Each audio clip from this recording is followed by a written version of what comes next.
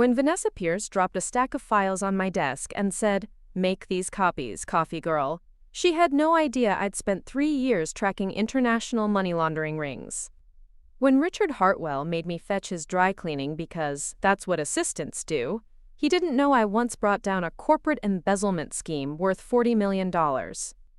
And when they all laughed at the company retreat, calling me just another pretty face behind a desk, none of them suspected that the FBI badge hidden in my apartment drawer told a very different story about who Claire Dawson really was. Before we jump back in, tell us where you're tuning in from, and if this story touches you, make sure you're subscribed, because tomorrow I've saved something extra special for you.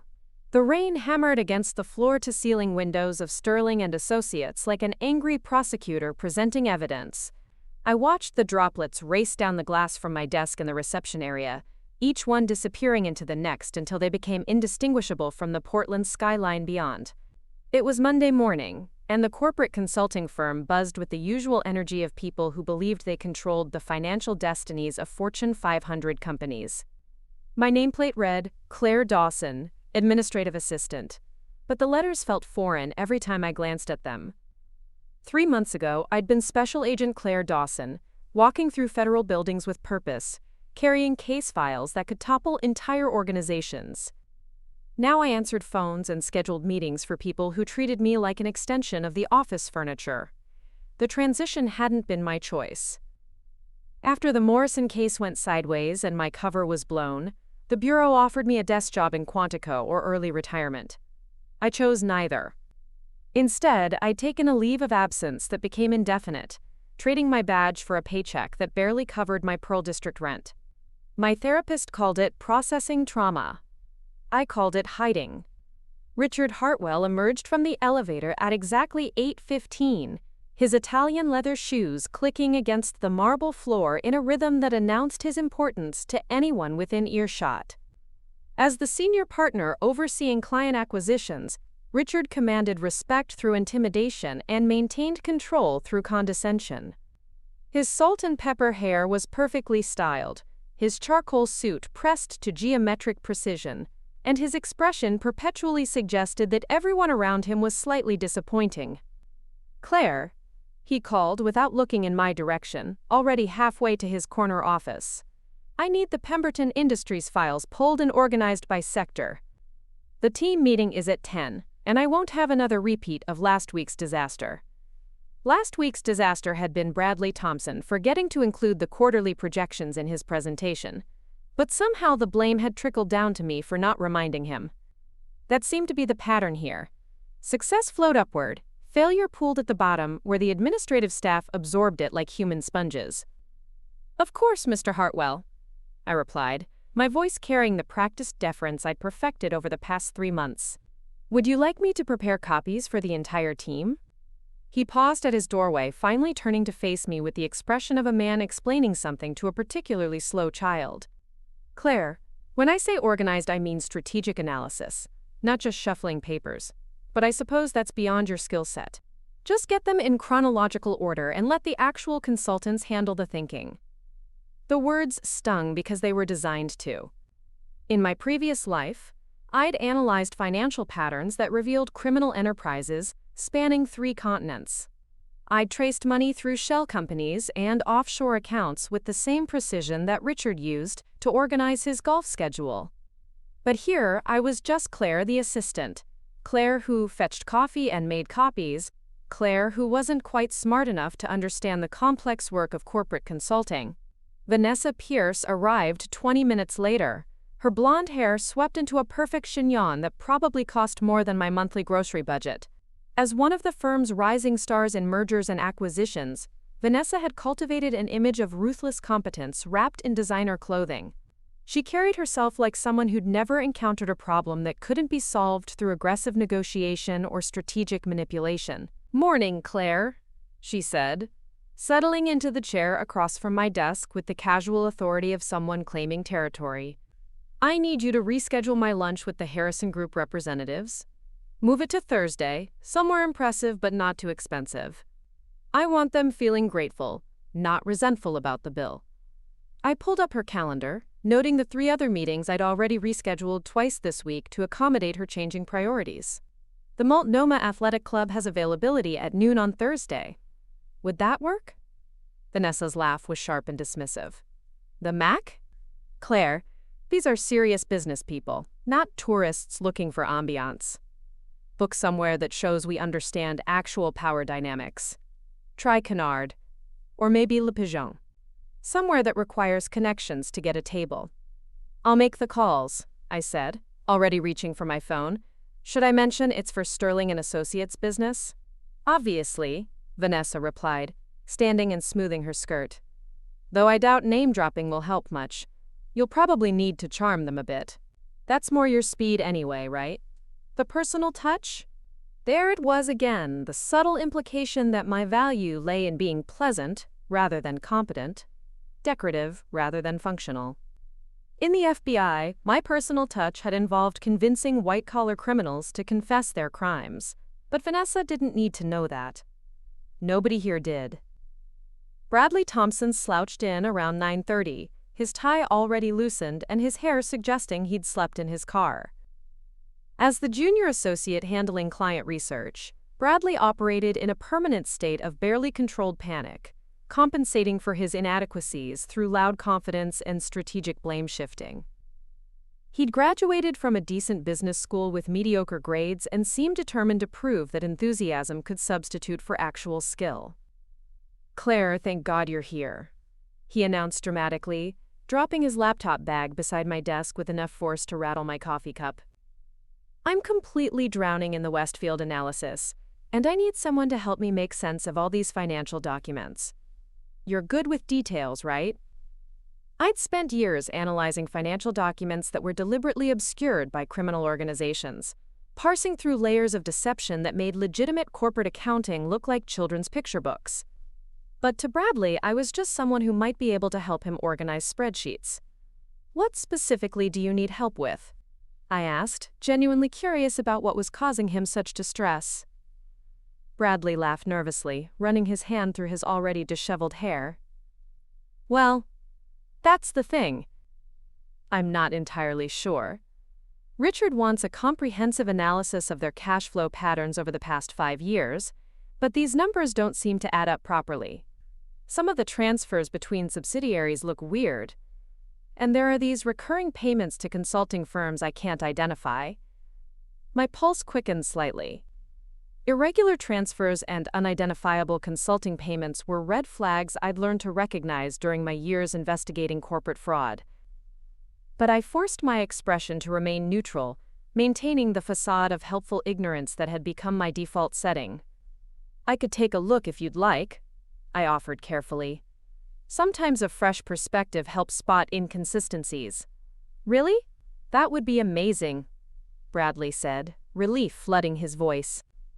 "I mean, I don't expect you to understand the complex financial strategies or anything, but maybe you could just flag anything that looks obviously wrong. You know, basic pattern recognition stuff." He handed me a flash drive containing the Westfield files, completely unaware that he'd just given potential evidence of financial crimes to someone trained to recognize them. The irony wasn't lost on me. 3 months ago, I would have needed a warrant to access this information. Now it was being handed to me by someone who assumed I was too simple to understand its significance. The morning continued with its usual rhythm of small humiliations and casual dismissals. Patricia Wong from Human Resources stopped by to remind me about the new dress code policy, suggesting that my style choices should reflect the firm's professional image. Nina Rodriguez, one of the few people who treated me with genuine respect, invited me to lunch but warned me that Richard had been complaining about administrative response times during the morning partners meeting. Preparing and narrating this story took us a lot of time, so if you are enjoying it, subscribe to our channel. It means a lot to us. Now back to the story. He specifically mentioned that assistants need to anticipate needs rather than just respond to requests. Nina explained quietly, glancing around to make sure we weren't overheard. "I think he's just stressed about the Blackwood Industries pitch next week, but you know how he gets when pressure builds." Nina worked in client relations and had been my closest ally since I'd started at Sterling and Associates. She possessed the rare combination of professional competence and genuine kindness that made her invaluable to both clients and colleagues. More importantly, she seemed to see past the administrative assistant facade to recognize that something didn't quite add up about my background. "I appreciate the heads up," I told her, meaning it. "I'll try to be more proactive." "You're already doing fine," Nina assured me. "Don't let them make you feel otherwise." Some people here seem to think that being demanding makes them important, but really it just makes them exhausting. As the day progressed, I found myself thinking about the Westfield files sitting on my desk. Bradley's description of irregular transfers and unidentifiable payments echoed patterns I'd seen countless times during my FBI career. The difference was that now I was supposed to ignore my instincts, to pretend that obvious warning signs were beyond my comprehension. During my lunch break, I walked to Stumptown Coffee on Division, partly for the excellent espresso but mostly for the anonymity of sitting among strangers who had no opinions about my intelligence or capabilities. The afternoon drizzle had stopped, leaving the streets glistening under weak sunlight that struggled through the persistent cloud cover. I'd just settled into a corner table with my laptop when my phone buzzed with a text from Kate Sullivan, my former mentor at the Portland FBI field office. "Coffee later this week? Have something that might interest you."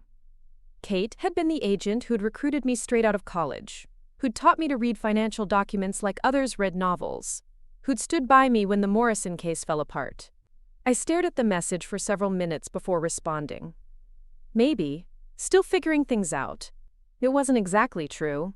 I'd been figuring things out for 3 months without reaching any satisfying conclusions. But the idea of returning to that world, of stepping back into the person I'd been before everything went wrong, felt simultaneously appealing and terrifying. The afternoon brought its own set of challenges. Richard called me into his office to discuss what he termed performance optimization, which turned out to be a 20-minute lecture about the importance of supporting the team's strategic objectives through enhanced administrative efficiency. Translation: he wanted me to work faster while somehow requiring less supervision. "The thing is, Claire," he explained, leaning back in his leather chair with the confidence of someone who'd never questioned his own wisdom, "this firm operates at a level that requires everyone to elevate their game. We can't afford to have weak links in the chain, even in support positions." "I understand," I replied, though what I understood was that Richard enjoyed making people feel small as a way of reinforcing his own importance. "Is there something specific I should be doing differently?" Richard's smile was patronizing. "It's not about doing things differently, it's about doing them better. Anticipating needs. Understanding the bigger picture. I know that might be challenging given your background, but growth is possible for everyone." My background. If only he knew that my background included advanced training in financial crimes investigation, fluency in 3 languages, and commendations for work that had prevented millions of dollars in corporate theft. But Richard saw only what he expected to see. A young woman in an administrative role who couldn't possibly possess skills that threatened his sense of superiority. "I'll work on that," I said, maintaining the deferential tone that seemed to satisfy his need for dominance. "Good," Richard nodded approvingly. "And Claire? The Westfield analysis Bradley mentioned. I know he asked for your help, but let's keep your involvement limited to basic organization. We wouldn't want any confusion about who's responsible for the actual analytical work." There it was, the casual assumption that I was incapable of understanding complex financial information. The same information that, in my previous life, I would have been specifically trained to analyze for signs of criminal activity. The irony burned, but I simply nodded and returned to my desk. The rest of the day passed in a blur of phone calls, calendar management, and the kind of routine tasks that filled time without challenging the mind. By 5:30, most of the office had emptied, leaving me alone with the Westfield files and a growing sense of cognitive dissonance. I opened the flash drive Bradley had given me, telling myself I was just organizing the documents as requested. But as I scrolled through spreadsheets and financial statements, my trained eye automatically began identifying patterns. The irregular transfers Bradley had mentioned weren't just inconsistent.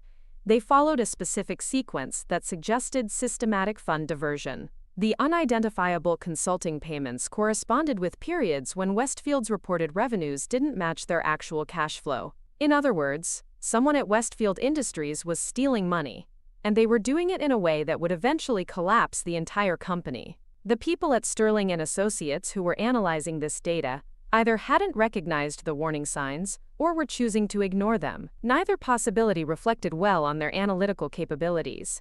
I closed the files and sat back in my chair, staring at the empty office around me. For 3 months I'd been playing a role, pretending to be someone I wasn't, accepting dismissal and condescension from people whose actual skills were questionable at best. The work I'd been trained to do, the instincts I'd developed through years of experience, were being deliberately suppressed in favor of maintaining a facade that served no one. My apartment that evening felt smaller than usual, the walls closing in with the weight of another day spent hiding who I really was. I heated up leftover Thai food and settled onto my couch with a glass of wine, trying to process the growing disconnect between my current reality and everything I'd worked to become. The FBI badge sat in my dresser drawer, tucked between old t-shirts and forgotten jewelry, like a secret I was keeping from myself. I'd taken it out exactly once since moving to Portland, holding it under the bathroom light and trying to remember what it felt like to carry authority instead of coffee orders. My phone rang just as I was considering opening a second bottle of wine. Kate's name appeared on the screen, and I hesitated before answering. Talking to Kate meant acknowledging the person I used to be, the person I wasn't sure I could become again. Claire. Kate's voice was warm but professional. I know you said maybe, but I really think we should talk. Something's come up that requires your particular expertise. Kate, I'm not ready to… It's not about coming back, she interrupted gently. It's about using what you know to help with something ongoing. Something that might be happening closer to you than you think. I felt a chill that had nothing to do with the Portland weather. What do you mean? I can't discuss it over the phone, Kate said, but let's just say that your current employment situation might be more relevant to federal interests than you realize. Can you meet me tomorrow evening? Somewhere private? After I hung up, I sat in the growing darkness of my apartment, wondering if the universe had a sense of humor. For 3 months, I'd been hiding from my past, pretending to be someone ordinary and unremarkable. Now it seemed like my past was about to find me whether I was ready or not. I pulled out the Westfield files I'd copied to my personal laptop, studying them with the analytical skills I'd spent years developing. The pattern was unmistakable once you knew what to look for. Systematic embezzlement disguised as legitimate business expenses, money flowing through shell companies and disappearing into accounts that existed only on paper. But more importantly, the technique was sophisticated enough to suggest that whoever was behind it had significant experience with financial crimes. This wasn't amateur hour. This was professional-level theft, the kind that required inside knowledge and careful planning, the kind that might be connected to other cases, other investigations, other criminals who were still very much at large. I closed the laptop and walked to my bedroom, opening the dresser drawer where my badge waited in its leather case. For the first time in 3 months, I picked it up, not with nostalgia but with purpose. Tomorrow I would meet with Kate and find out what she knew. Tomorrow I would decide whether Claire Dawson, the administrative assistant, could coexist with Special Agent Claire Dawson. But tonight I was beginning to suspect that the choice might be taken away from me entirely. The people at Sterling and Associates thought they knew who I was, thought they understood my limitations and capabilities. They were about to discover that assumptions could be dangerous things, especially when they were based on nothing more than professional prejudice and willful ignorance. I set the badge on my nightstand where I could see it, a reminder that some identities run deeper than the roles we play. They called me just a secretary, but the federal credentials in my drawer suggested they might want to reconsider their assessment, because tomorrow everything was about to change, and I had a feeling that Richard, Vanessa, and Bradley were going to learn more about their helpful administrative assistant than they'd ever bargained for. The coffee shop on Southeast Hawthorne buzzed with the usual Tuesday evening crowd of freelancers and graduate students, their laptops glowing like digital campfires in the dim lighting. I'd chosen a corner table where I could watch both entrances, old habits dying hard despite my current civilian status. Kate Sullivan arrived precisely at 7, her steel gray hair pulled back in the same efficient ponytail she'd worn for the 15 years I'd known her. She moved through the crowd with the confident stride of someone accustomed to commanding rooms full of federal agents, her presence somehow making the hipster coffee shop feel temporarily more serious. Even in civilian clothes, Kate carried herself like law enforcement, and I watched several patrons instinctively straighten as she passed their tables. "You look good," she said, settling into the chair across from me with a slight smile. "Domestic life suits you." "Domestic life?" I repeated, testing the words. "Is that what we're calling it?" Kate's expression grew more serious as she studied my face. "What would you call it?" I considered the question while she ordered a black coffee from the pierced barista who'd been eyeing our table with curiosity. 3 months of answering phones and organizing files. 3 months of being treated like an attractive piece of office equipment. 3 months of pretending my greatest intellectual challenge was remembering how Richard liked his scheduling conflicts resolved. "Penance," I said finally, "though I'm not sure what I'm atoning for." "The Morrison case wasn't your fault," Kate said quietly. "You know that, right? Internal affairs cleared you completely." The Morrison case. Even hearing the name caused a familiar tightness in my chest. The phantom weight of a bulletproof vest I no longer wore. 3 years of undercover work infiltrating a money laundering operation. 3 years of building relationships with criminals who trusted me with their secrets. 3 years of gathering evidence that should have resulted in dozens of convictions. Instead, it had ended with blown covers, corrupted evidence, and a federal prosecutor who'd somehow tipped off the very people we'd been investigating.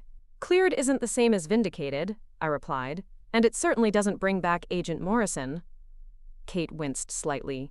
David Morrison had been her protégé before he'd been mine. A brilliant analyst who discovered the leak in the prosecutor's office just hours before someone put 3 bullets in his chest outside a Georgetown restaurant. The fact that I'd been having dinner with our inside contact when it happened had saved my life but destroyed my credibility within certain circles of the bureau. "David knew the risks," Kate said, though her voice carried the weight of someone who'd said those words too many times. "We all do, but hiding behind a reception desk isn't honoring his memory." "I'm not hiding," I protested, though the words sounded hollow even to me. "I'm processing, figuring out what comes next." Kate pulled a manila folder from her bag and placed it on the table between us. "Maybe I can help with that. What do you know about Sterling and Associates?" The question caught me off guard. "My employer? They're a corporate consulting firm. They help companies with mergers, acquisitions, financial restructuring." "Why?" "Because 3 months ago, the Financial Crimes Enforcement Network flagged unusual transaction patterns involving several of their clients," Kate said, opening the folder to reveal bank statements and wire transfer records, money moving through shell companies, funds disappearing into offshore accounts, the kind of sophisticated laundering operations that require inside knowledge. My pulse quickened as I recognized the patterns Kate was showing me. The same irregular transfers I'd noticed in the Westfield files. The same unidentifiable consulting payments that had triggered my investigative instincts. But seeing them laid out in official FinCEN documents transformed casual suspicion into confirmed federal interest. "You think Sterling and Associates is laundering money?" I asked, keeping my voice low despite the ambient noise of the coffee shop. "We think they're the vehicle," Kate corrected. "Someone with access to their client data and financial systems is using the firm's legitimate consulting relationships to facilitate large-scale money laundering. The question is whether they're willing participants or unwitting accomplices." I studied the documents more carefully, my trained eye automatically tracking the flow of funds through multiple accounts and jurisdictions. The amounts were staggering.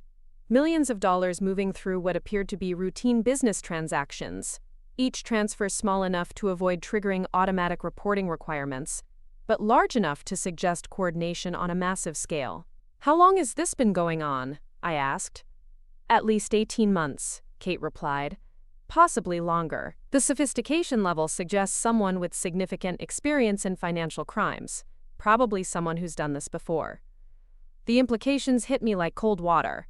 I'd been working at Sterling and Associates for 3 months, handling client files and scheduling meetings for people who might be facilitating federal crimes. The same people who treated me like an intellectual lightweight were potentially operating one of the largest money laundering schemes the Pacific Northwest had seen in years. "What do you need from me?" I asked, though I already suspected the answer. Kate's smile was knowing. Your current position gives you access to client information that would take us months to obtain through official channels. You see financial documents, you hear conversations, you know who meets with whom and when. You're perfectly positioned to identify the source of these transactions. You want me to spy on my colleagues. I want you to use your skills to investigate federal crimes, Kate corrected. The same crimes you spent 3 years building expertise in before the Morrison case sidelined you. This isn't about betraying trust. It's about discovering whether that trust is misplaced. I thought about Richard's condescending lectures on performance optimization, Vanessa's casual dismissals of my intelligence, Bradley's assumption that I couldn't understand basic financial analysis. The irony of the situation wasn't lost on me. The people who considered me too simple to comprehend their work might be exactly the criminals I'd been trained to catch. What makes you think they'll trust me with sensitive information? I asked. I'm just an administrative assistant. Kate's laugh was sharp. Exactly. You're invisible to them, below their notice.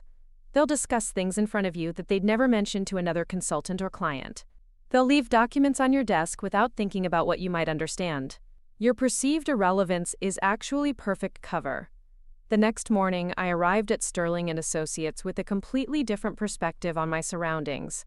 The marble lobby that had once seemed merely pretentious now felt like the entrance to a potential crime scene. The expensive artwork and designer furniture represented exactly the kind of legitimate business facade that sophisticated criminals use to hide their activities. Bradley Thompson was already at my desk when I arrived, pacing nervously with a fresh coffee stain on his white shirt. His usual air of barely controlled panic seemed more pronounced than usual, and I noticed dark circles under his eyes that suggested he hadn't slept well.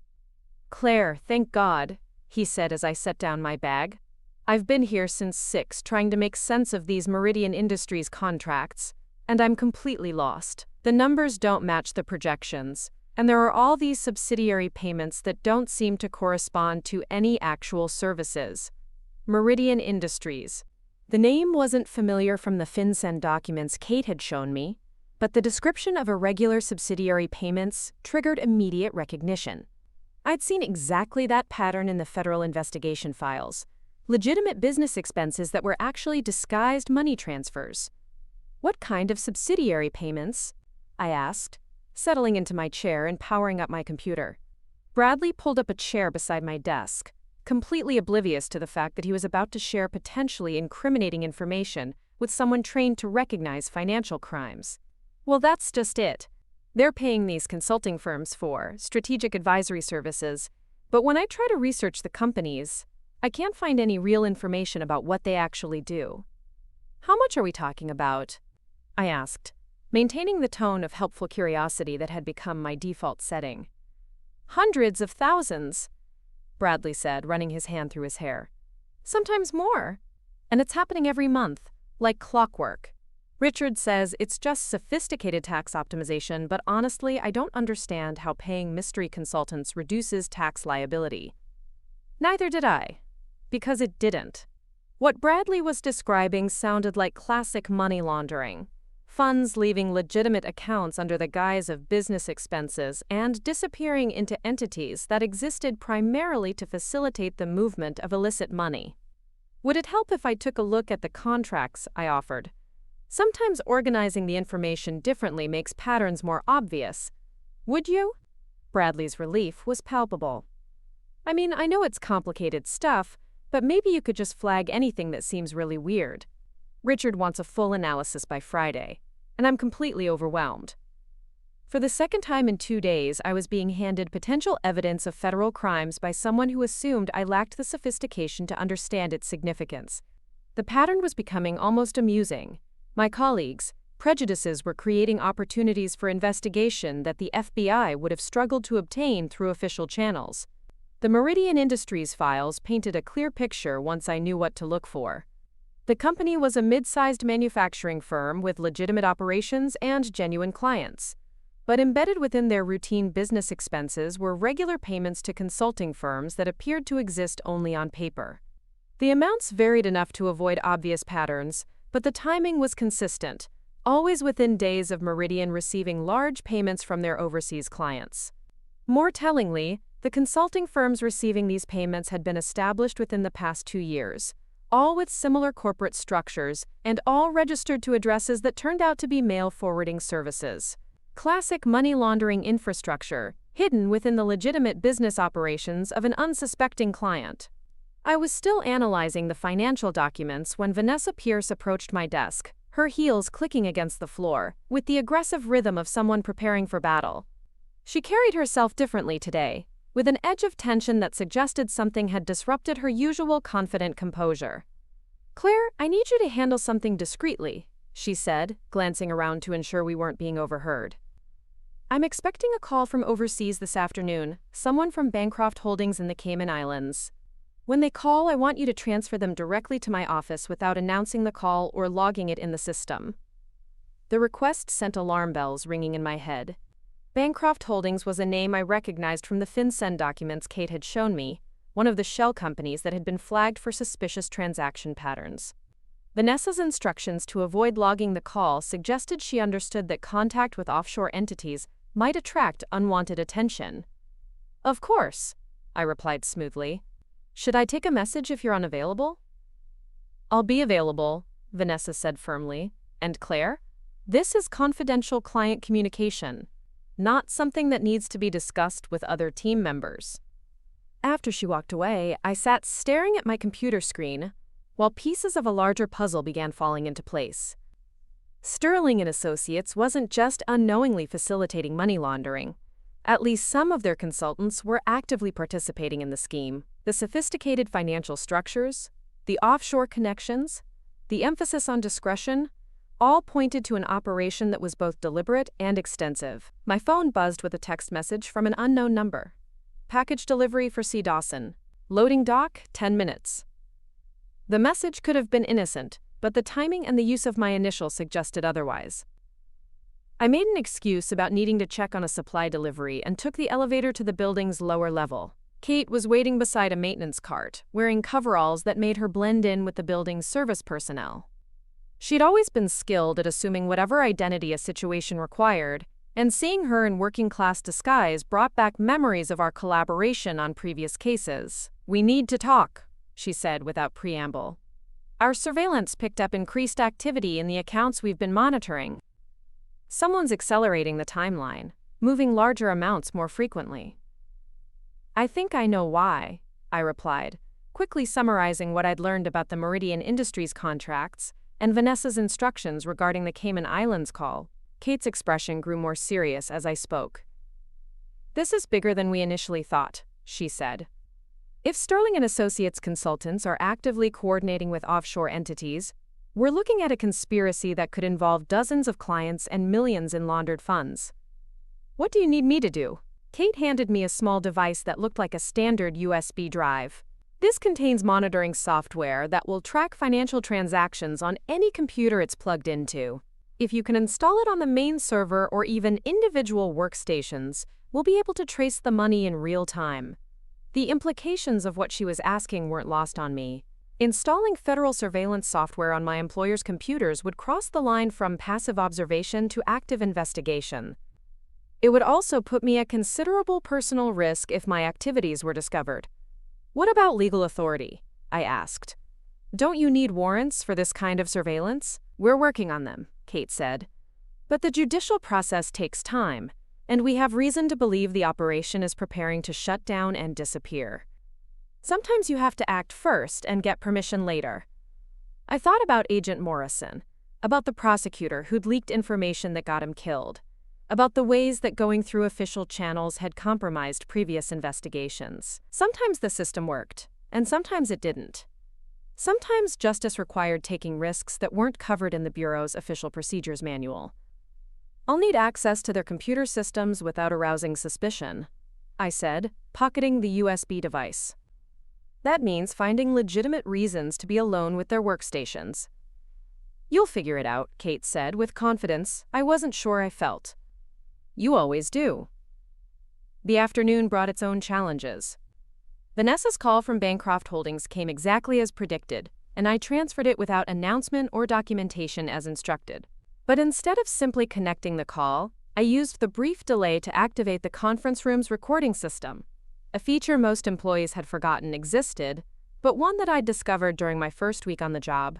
Richard spent an hour behind closed doors with Marcus Blackwood, the firm's CEO, their voices occasionally rising loud enough to suggest disagreement about something significant.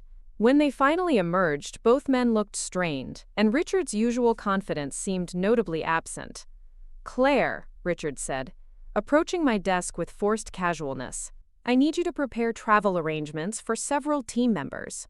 International flights departing this weekend. I'll email you the details, but let's keep this information restricted to essential personnel only." Sudden international travel arrangements were another red flag, especially when combined with instructions for discretion.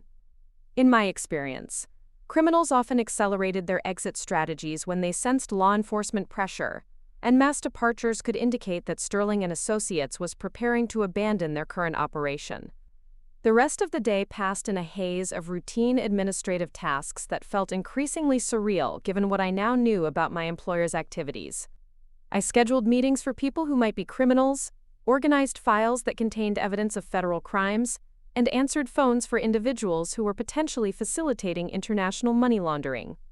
By 6 o'clock, the office had largely emptied, leaving me alone with the computer systems I needed to access. The USB device Kate had given me felt heavy in my pocket as I walked through the deserted hallways, checking to ensure that all the consultants had actually departed for the day. Richard's office was my first target, partly because he was the senior partner most likely to have access to sensitive financial information, but also because his condescending attitude over the past 3 months had made him a particularly satisfying subject for investigation. His computer was password protected, but 3 months of organizing his schedule had given me insight into his personal preferences and habits. His password turned out to be a combination of his wife's maiden name and his golf handicap. Exactly the kind of predictable choice that security experts warned against, but that busy executives often relied upon. The monitoring software installed quickly and invisibly, beginning its work of tracking financial transactions and communication patterns immediately. Vanessa's computer proved more challenging, protected by a more sophisticated password system that suggested greater awareness of security concerns.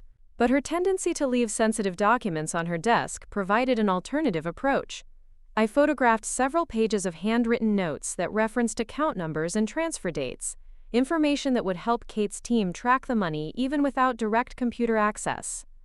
Bradley's workstation was laughably easy to access, protected by a password that was literally password 123.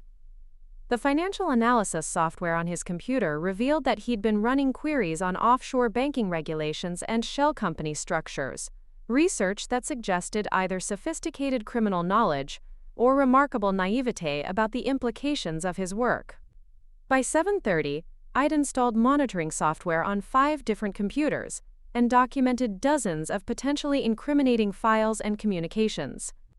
The evidence was mounting rapidly, painting a picture of an organization that was either completely compromised by criminal activity or staffed by individuals with an alarming lack of curiosity about their clients' unusual financial needs. As I prepared to leave the office, my phone buzzed with a text message from Nina Rodriguez. "Drinks tonight? Something weird is happening around here, and I could use a friendly ear." The timing was perfect. Nina's position in client relations gave her access to information that could fill gaps in my understanding of Sterling and Associates' operations. We met at a wine bar in the Pearl District, far enough from the office to ensure privacy, but public enough to maintain the appearance of casual colleagues socializing. Nina had chosen a corner table and was already halfway through a glass of red wine when I arrived, her usual professional composure replaced by obvious anxiety. "I think we might be in trouble," she said without preamble once I'd ordered my own drink.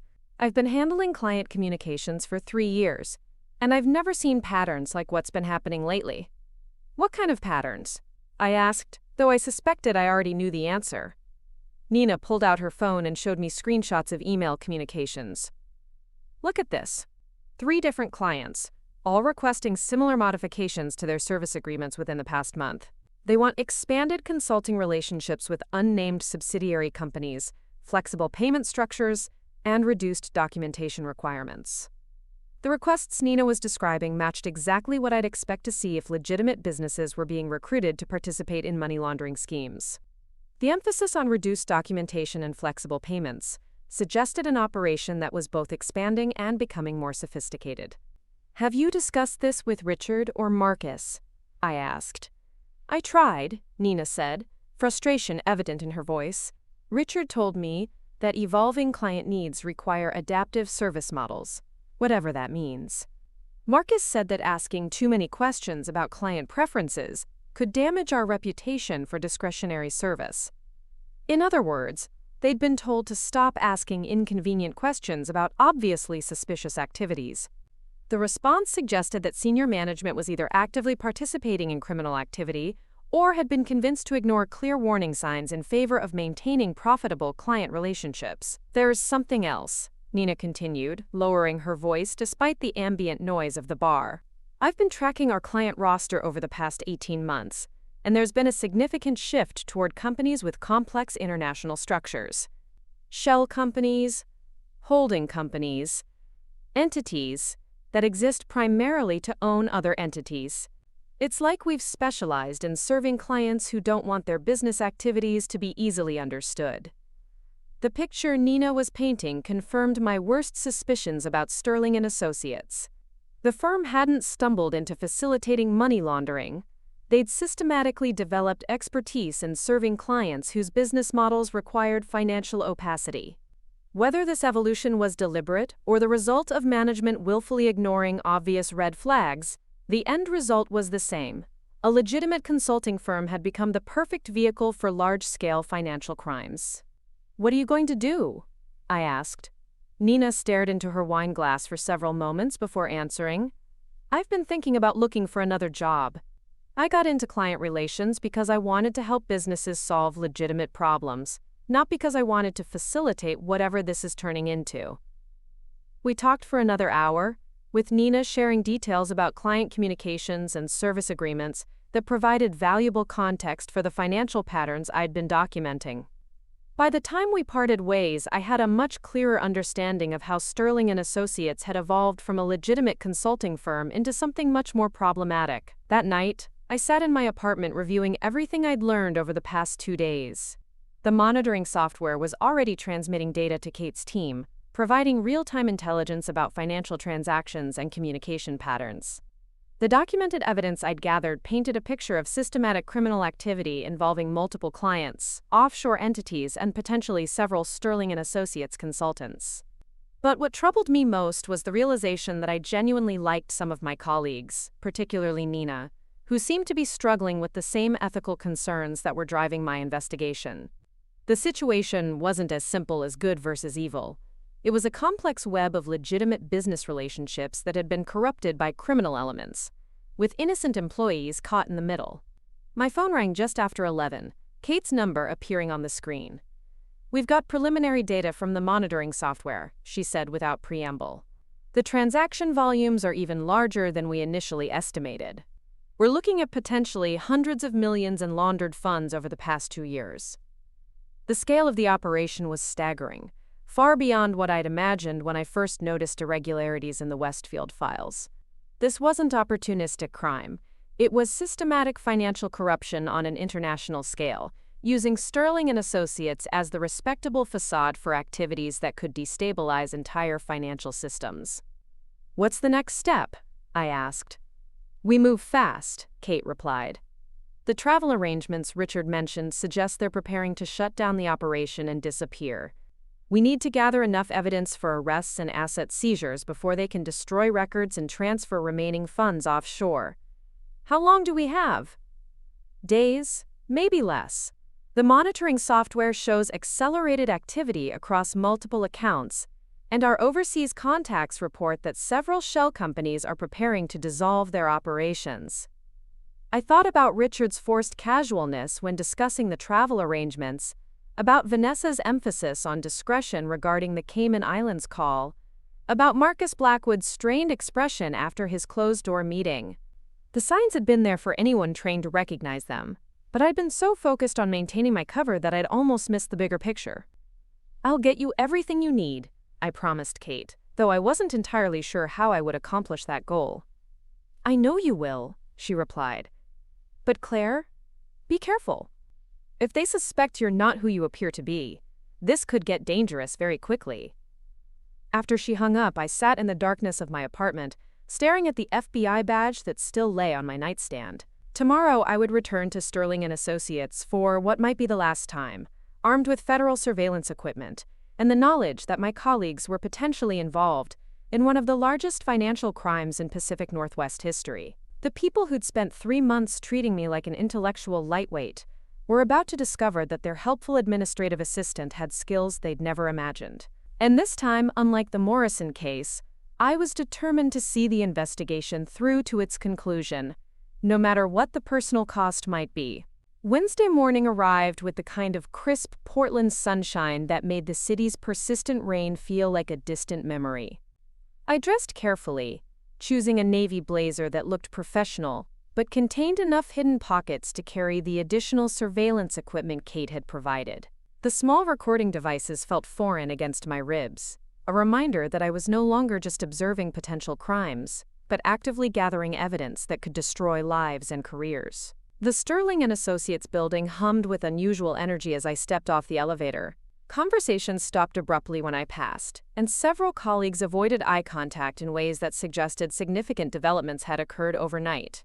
The atmosphere felt charged, like the moments before a thunderstorm, when the air itself seems to vibrate with anticipation. Marcus Blackwood stood near the reception area, his silver hair perfectly styled, but his expression betraying the kind of strain that expensive grooming couldn't mask. As the firm's CEO, Marcus had always projected unshakable confidence, but today he carried himself like a man walking through a minefield. His conversation with Patricia Wong from Human Resources ended abruptly when he noticed my arrival. "Claire," he said with forced warmth, approaching my desk with the calculated casualness of someone trying too hard to appear normal. "I hope you're prepared for an eventful day. We'll be implementing some operational adjustments that may require additional administrative support." Operational adjustments. In my experience, that phrase usually meant either legitimate business pivots or criminal organizations preparing to cover their tracks. Given everything I'd discovered about Sterling and Associates over the past few days, I strongly suspected the latter. "Of course, Mr. Blackwood," I replied, settling into my chair and powering up my computer. "What kind of adjustments should I prepare for?" Marcus exchanged a glance with Patricia that lasted just long enough to confirm they'd discussed something significant before my arrival.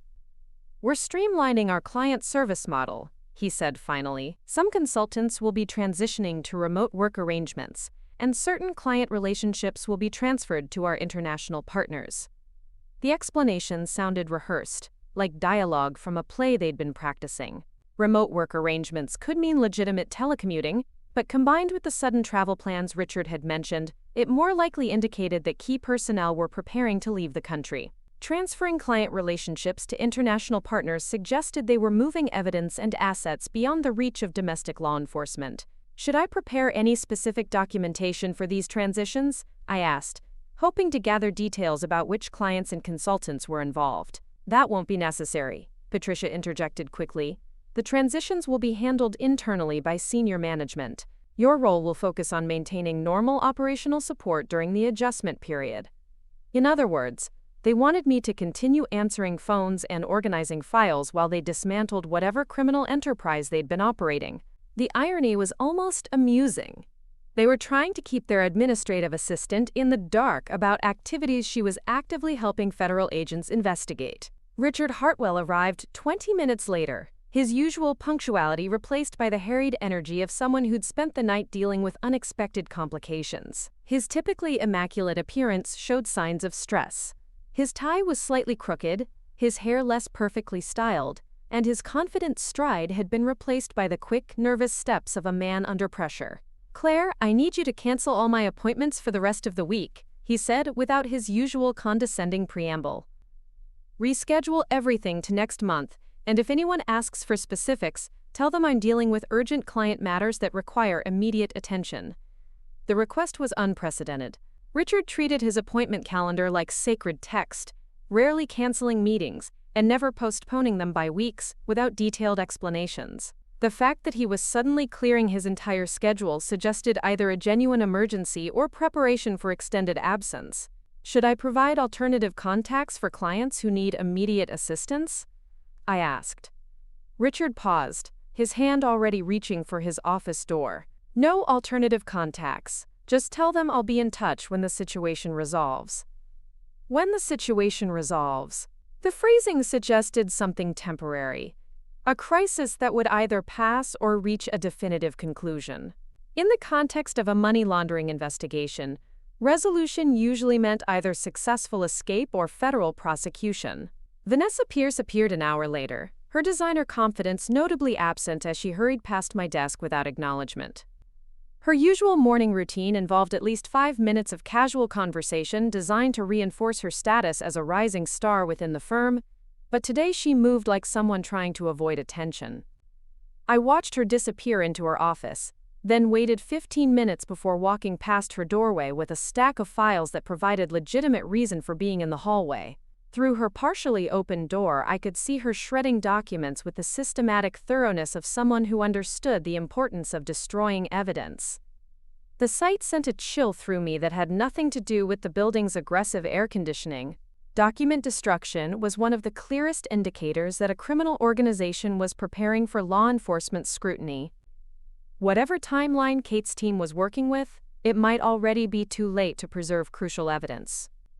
Bradley Thompson's behavior provided an interesting contrast to his more senior colleagues. While Richard and Vanessa projected the controlled panic of people managing a crisis, Bradley seemed genuinely confused by the morning's developments. He approached my desk twice with questions about scheduling changes, each time appearing more bewildered by the lack of clear information about what was happening. "Do you know what's going on around here?" he asked during his second visit, his voice carrying the frustration of someone who'd been excluded from important decisions.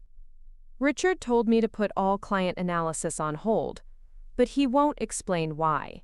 Vanessa's locked in her office doing God knows what, and Marcus keeps having these mysterious phone calls behind closed doors. Bradley's confusion seemed genuine, which raised interesting questions about how much he actually knew regarding Sterling and Associates' illegal activities. His work on the Meridian Industries contracts had revealed significant financial irregularities. But his reaction to current events suggested he might not understand the criminal implications of what he'd been analyzing. "Maybe it's just quarterly planning," I suggested, though I didn't believe my own explanation. "Sometimes management decisions require confidentiality until they're finalized." "Maybe," Bradley said, though his expression remained doubtful. "But I've never seen them act like this during normal planning cycles. It's like they're all waiting for something terrible to happen, or something terrible to be discovered."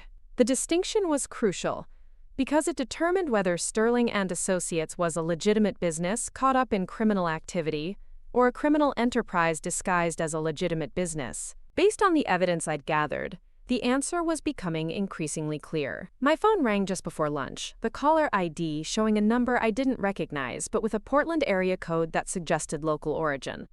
I answered with my standard professional greeting, expecting another routine client inquiry. "Sterling and Associates, this is Claire Dawson. How may I help you?" "Ms. Dawson, this is Detective Sarah Chen with the Portland Police Bureau's Financial Crimes Unit. I'm calling to verify employment information for several individuals associated with your firm." The request sent alarm bells ringing through my head. Portland police involvement suggested that federal and local law enforcement were coordinating their investigations, which typically happened only when cases involved both international financial crimes and local criminal activity. It also meant that multiple agencies were now aware of problems at Sterling and Associates. "I'd be happy to help," I replied, reaching for a notepad while my mind raced through the implications. "What information do you need?" Detective Chen read a list of names that included Richard, Vanessa, Marcus, and 2 other senior consultants I recognized as frequent participants in meetings involving international clients. She was asking for basic employment verification, start dates, job titles, current status, but the fact that she was calling suggested that arrest warrants or search warrants might already be in preparation. "All of those individuals are currently employed here," I confirmed, providing the requested information while carefully noting which names had prompted official police interest. "Is there anything else I can help you with?" "Not at this time," Detective Chen replied. "Thank you for your cooperation, Ms. Dawson. Someone from our office may follow up with additional questions in the coming days." After she hung up, I sat staring at my phone while the full implications of the call settled in. Local police involvement meant that the Sterling and Associates investigation had expanded beyond federal financial crimes to include activities that fell under state jurisdiction. Money laundering often involved multiple types of criminal activity, and it appeared that law enforcement agencies were building comprehensive cases against the firm's leadership. I needed to contact Kate immediately, but doing so from the office phone system would create records that could compromise my cover if Sterling and Associates' communications were already under surveillance. Instead, I took an early lunch break and walked to a payphone 3 blocks away, one of the few remaining relics of pre-cellular communication. Kate answered on the second ring, her voice tight with urgency. "Where are you calling from?" "Payphone on Morrison Street," I replied.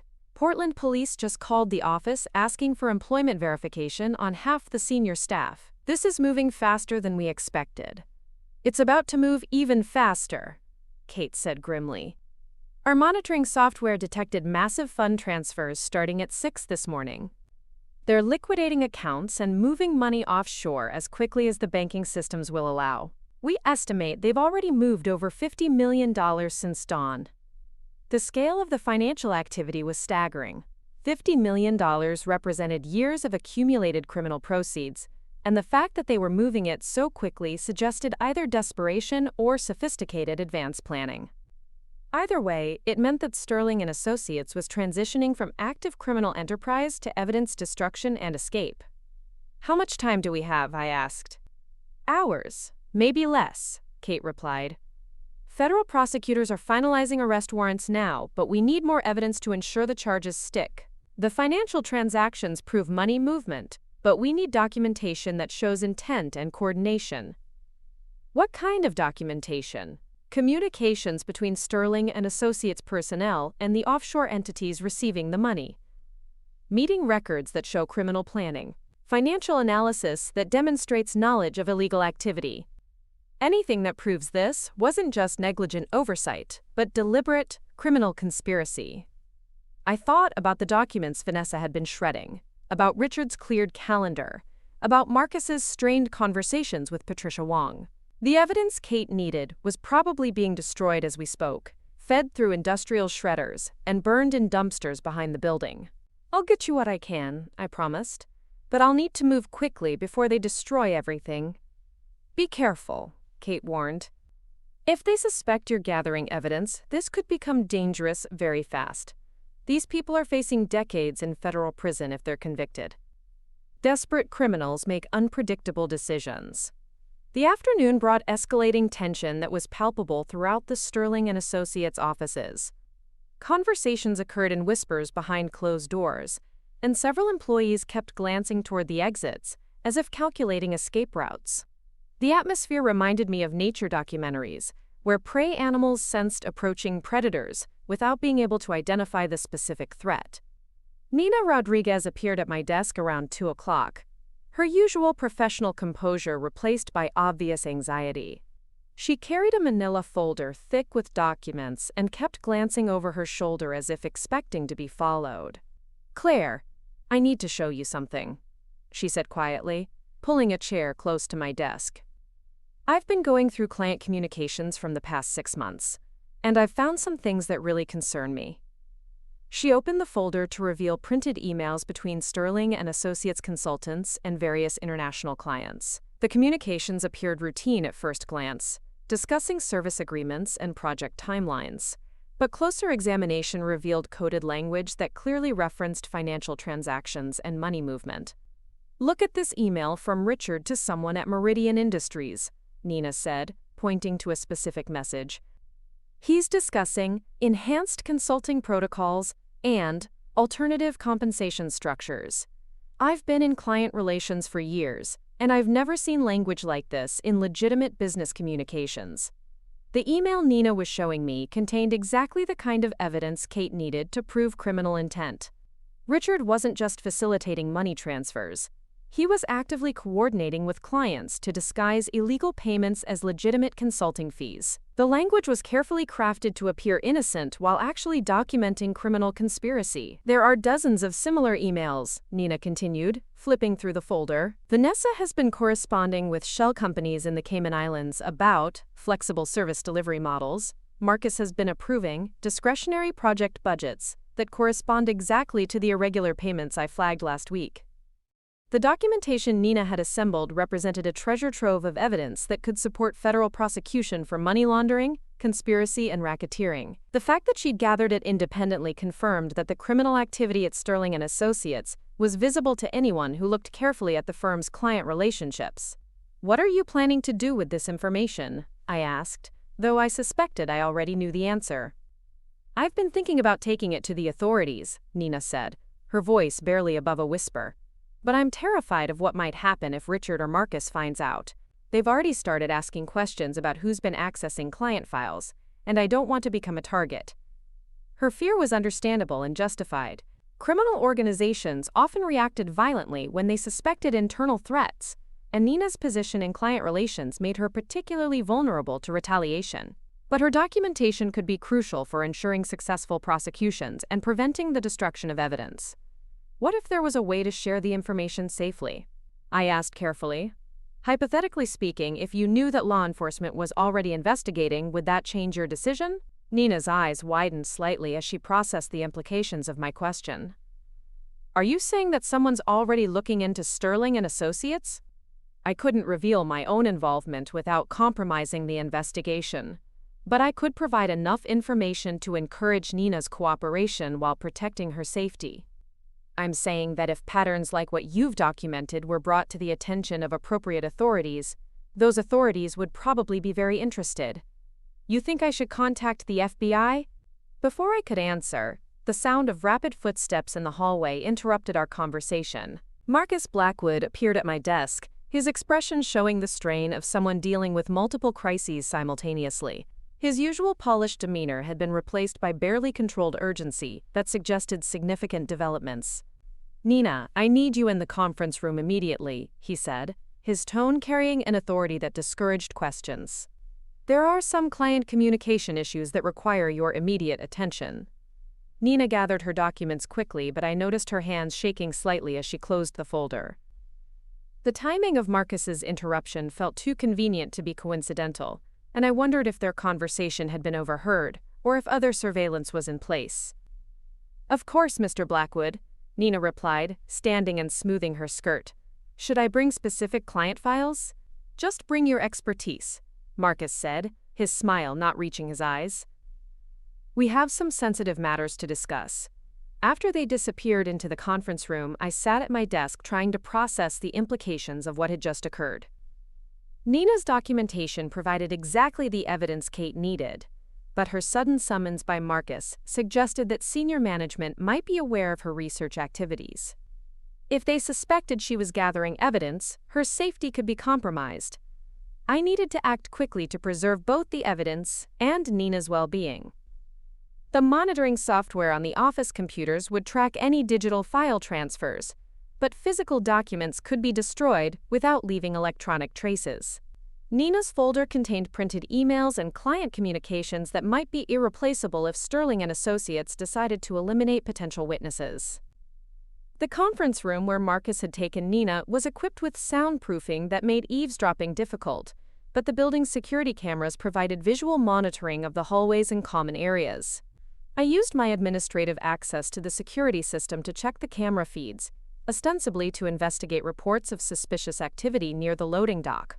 The camera positioned outside the conference room showed Marcus, Nina, and Patricia Wong in intense discussion, their body language suggesting confrontation rather than collaboration. Nina appeared defensive, her arms crossed and her posture rigid, while Marcus leaned forward aggressively, and Patricia took notes on a legal pad. The scene had all the characteristics of an interrogation disguised as a business meeting. They were questioning Nina about something specific, and her defensive posture suggested she was being accused rather than consulted. Given the timing of the meeting and Nina's recent research into client communications, It seemed likely they suspected her of gathering evidence. My phone buzzed with a text message from an unknown number. Emergency meeting. Parking garage level B2, northwest corner, 15 minutes. Come alone. The message wasn't signed, but the timing and urgency suggested it was from Kate or someone working with the federal investigation. I made an excuse about needing to retrieve supplies from storage and took the elevator to the building's lower levels. The parking garage was dimly lit and largely empty during the midday hours, creating the kind of environment that provided privacy for sensitive conversations while maintaining plausible cover for being there. Kate was waiting beside a maintenance utility room, dressed in coveralls that made her blend in with building service personnel. Her expression was grim, and she held a tablet that displayed real-time financial data showing massive fund transfers continuing throughout the afternoon. "They're accelerating the timeline," she said without preamble. "Our monitoring shows they've moved over $70 million since this morning, and communication intercepts suggest they're planning to leave the country tonight. Nina Rodriguez has documents that could support your case," I said quickly. "Emails showing coordination between Sterling and Associates consultants and offshore entities. But I think they suspect she's been gathering evidence." Marcus pulled her into a conference room meeting that looks more like an interrogation. Kate's expression darkened. "If they think she's cooperating with law enforcement, she could be in serious danger. These people are facing life sentences if they're convicted. They might do anything to prevent witnesses from testifying. What can we do to protect her?" "Officially? Nothing until we have arrest warrants in hand. Unofficially? You need to get those documents before they're destroyed, and you need to get Nina out of that building before they decide she's too dangerous to leave alive." The magnitude of what Kate was asking hit me like a physical blow. I wasn't just gathering evidence anymore. I was potentially preventing murder while operating without backup or official authority. The situation had escalated far beyond corporate financial crimes into something that could involve violence against innocent people. "How do I get Nina away from Marcus without arousing suspicion?" I asked. "Create a distraction," Kate replied. "Something that requires her immediate attention, but doesn't involve the people who might want to silence her. You're resourceful. You'll figure something out." "What about the documents?" Kate handed me a small scanner that looked like an oversized smartphone. "This will create digital copies that can be transmitted directly to our evidence servers. Get everything Nina collected, scan it, and make sure the originals disappear before Sterling and Associates can destroy them." I returned to the office with my mind racing through possible scenarios for extracting Nina from her interrogation while preserving the evidence she'd gathered. The conference room meeting was still ongoing, but the body language visible through the security cameras had become more aggressive, with Marcus now standing while Nina remained seated in what appeared to be a defensive posture. The solution came to me as I watched Patricia Wong take increasingly detailed notes during the confrontation. She was documenting Nina's responses, creating a record that could be used to justify whatever action they decided to take. But her focus on note-taking also meant she was concentrating on specific details, rather than monitoring broader office activity. I activated the building's fire alarm system using my administrative access, immediately filling the offices with piercing electronic warnings that required immediate evacuation according to city safety regulations. The alarm created exactly the kind of mandatory distraction I needed. Everyone had to leave their current activities and gather at designated safety areas outside the building. The conference room door opened within seconds, and Marcus, Patricia, and Nina emerged with the confused urgency of people whose private meeting had been interrupted by emergency procedures. Nina looked relieved by the interruption, while Marcus appeared frustrated by the timing that had prevented them from completing their interrogation. "Everyone needs to proceed to the designated evacuation areas," I announced over the building's public address system, using my administrative authority to direct the emergency response. "Please gather personal belongings quickly and move to the safety zones in an orderly fashion." The evacuation provided perfect cover for accessing Nina's office and scanning the documents she'd gathered. While building occupants filed toward the exits, I slipped into her workspace and located the folder she'd shown me earlier. The scanner Kate had provided worked quickly, capturing high-resolution images of emails, financial records, and client communications that provided detailed evidence of Sterling and Associates' criminal activities. The documentation was even more comprehensive than I'd initially realized. Nina had systematically gathered evidence spanning 18 months of suspicious client relationships, offshore financial transfers, and coded communications between Sterling and Associates consultants and shell companies. The materials provided exactly the kind of detailed proof that federal prosecutors needed to secure convictions for money laundering and conspiracy. I was finishing the scanning process when footsteps in the hallway indicated that someone was returning to the building despite the ongoing evacuation. Through Nina's office window, I could see Marcus Blackwood entering the main office area with the determined stride of someone who had important tasks that couldn't wait for emergency procedures to conclude. He was moving toward the conference room where their interrupted meeting had taken place, probably to retrieve notes or documents that had been left behind during the evacuation. His presence in the building during a fire alarm created an opportunity to observe his actions without the risk of being discovered, since my own presence could be explained by administrative responsibilities during emergency situations. I watched Marcus enter the conference room and emerge moments later carrying a briefcase and several folders that hadn't been visible during their meeting with Nina. He moved quickly through the office, stopping at various workstations to collect specific items before proceeding to what appeared to be a predetermined evacuation plan. But instead of heading toward the designated safety areas where other building occupants were gathering, Marcus walked toward the parking garage elevators. His behavior suggested he was using the fire alarm as cover for activities that weren't related to emergency evacuation procedures. I followed at a distance, using the building's emergency lighting and evacuation routes to maintain visual contact while avoiding detection. Marcus proceeded directly to the parking garage's lower levels, where a black sedan was waiting with its engine running and driver already in position. The scene had all the characteristics of a planned escape rather than a routine emergency evacuation. Marcus loaded his briefcase and folders into the vehicle's trunk before climbing into the passenger seat, and the car immediately departed through the garage's emergency exit without waiting for official clearance. I was witnessing the beginning of Sterling and Associates' dissolution, the moment when the firm's criminal leadership abandoned their legitimate business facade and activated whatever escape plans they'd prepared for this scenario. Marcus's departure meant that other senior personnel would likely follow similar patterns, leaving behind evidence and potential witnesses while fleeing to jurisdictions beyond the reach of federal law enforcement. The realization that I was probably watching federal fugitives escape in real time added urgency to every aspect of the investigation. Kate's team needed the evidence I'd gathered, Nina needed protection from potential retaliation, and law enforcement needed to move quickly before the entire criminal organization disappeared into international hiding.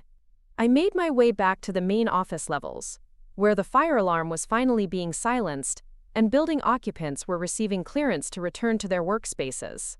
The evacuation had lasted just long enough to provide cover for Marcus's escape and my evidence gathering, but now, normal operations would resume, and the absence of senior personnel would become increasingly obvious. Nina was among the first to return to her office, her expression showing relief that bordered on euphoria. The interrupted conference room meeting had clearly been an unpleasant experience, and the fire alarm had provided escape from a situation that was becoming increasingly threatening. "Claire," she said, stopping at my desk as she passed, "I wanted to thank you for earlier. That conversation about taking information to authorities, it really helped me think through my options." "I'm glad I could help," I replied, though I was more focused on the implications of Marcus's departure than on accepting gratitude for advice I'd given. "Is everything okay? You looked pretty stressed coming out of that meeting." Nina glanced around to ensure we weren't being overheard, then leaned closer to my desk. "They were asking about my research into client communications. Marcus wanted to know who I'd been talking to about irregular financial patterns, and Patricia was taking notes about everything I said." "What did you tell them?" "The truth, that I'd been reviewing client files as part of my normal job responsibilities and had noticed some unusual patterns that concerned me. But they seemed to think I was gathering information for some specific purpose." The fact that Sterling and Associates leadership suspected Nina of evidence gathering meant she was in immediate danger. Criminal organizations facing law enforcement pressure often eliminated potential witnesses as a precautionary measure, and Nina's knowledge of client communications made her a significant threat to their escape plans. "Nina," I said carefully, I think you should consider taking that information to the authorities sooner rather than later, like today." Her eyes widened slightly as she processed the urgency in my voice. "You really think it's that serious?" Before I could answer, Richard Hartwell's voice echoed through the office as he emerged from the elevator, his phone pressed to his ear, and his expression showing the strain of someone managing multiple crises simultaneously. His conversation was loud enough to be overheard despite his attempts at discretion. "No, that's not an option," he was saying into the phone. "The timeline has been accelerated, and we need to implement contingency protocols immediately. Yes, I understand the risks, but the alternative is worse." He disappeared into his office and slammed the door, but the implications of his conversation were clear. Sterling and Associates was activating whatever emergency plans they'd prepared for law enforcement scrutiny, and those plans apparently involved significant risks that were still preferable to facing criminal prosecution. I needed to contact Kate immediately to report Marcus's escape and Richard's obvious preparation for departure, but I also needed to ensure Nina's safety before Sterling and Associates decided that eliminating potential witnesses was necessary for their survival. The afternoon was about to become much more dangerous for everyone involved, and I was running out of time to protect both the evidence and the people who had helped gather it. The silence following Richard's phone conversation felt heavier than the earlier chaos, as if the entire office was holding its breath while waiting for something inevitable to occur. I watched Nina return to her workspace with the careful movements of someone who sensed danger without fully understanding its source, her eyes darting toward Richard's closed door every few seconds. I had perhaps 30 minutes before the absence of senior personnel became impossible to ignore, 30 minutes to ensure Nina's safety and transmit the evidence to Kate's team before Sterling and Associates completed whatever destruction protocols they were implementing. The weight of my concealed recording equipment felt more pronounced with each passing moment, a reminder that I was operating without backup in an increasingly volatile situation. My phone buzzed with an encrypted message that appeared to be a routine appointment reminder but contained coded language Kate and I had established during previous operations.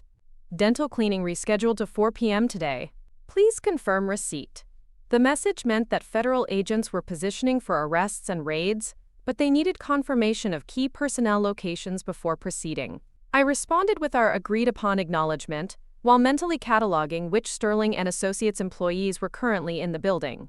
Richard remained barricaded in his office. Vanessa had returned from the fire alarm evacuation but seemed focused on clearing her workspace, and Bradley appeared genuinely confused by the day's developments. Patricia Wong was nowhere to be seen, having presumably left with Marcus during the emergency evacuation. The realization that half the senior staff had already departed meant that Kate's team was running out of targets for their coordinated arrests. Criminal organizations often scattered when facing law enforcement pressure, making it difficult to apprehend all conspirators simultaneously. If Richard and Vanessa escaped before the federal operation commenced, crucial evidence and testimony could disappear permanently. Nina approached my desk again, this time carrying a small box containing personal items from her office. Her expression showed the determined resignation of someone who had made a difficult but necessary decision, and I recognized the signs of an employee preparing to leave permanently. "I've decided to take your advice," she said quietly, setting the box on the floor beside my desk. "I'm going to contact the FBI this afternoon and turn over everything I've gathered about the client communications. But first, I'm resigning. I can't continue working for people who I suspect are involved in illegal activities." Her decision was both admirable and dangerous.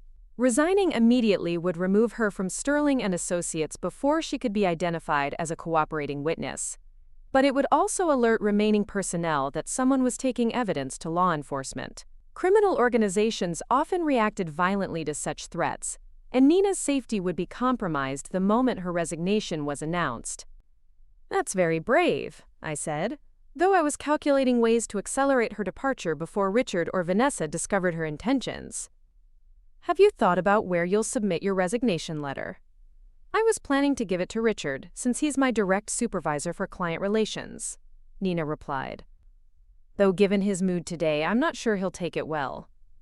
The idea of Nina entering Richard's office alone, especially after Marcus had been asking questions about her research activities, sent alarm bells through my head. If Richard suspected she was gathering evidence for law enforcement, Her resignation could trigger immediate retaliation designed to prevent her from testifying. Maybe you should consider submitting it through HR instead, I suggested. Patricia handles all formal employment changes, and it might be more appropriate given the sensitive nature of your concerns. Patricia left with Marcus during the fire alarm, Nina said, confirming my earlier observation. I haven't seen either of them since the evacuation ended.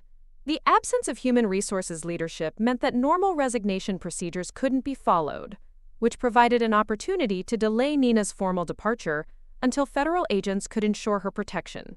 But it also meant that Richard was effectively operating without oversight, making him more likely to take direct action against perceived threats. In that case, maybe you should wait until tomorrow to submit your resignation, I said carefully.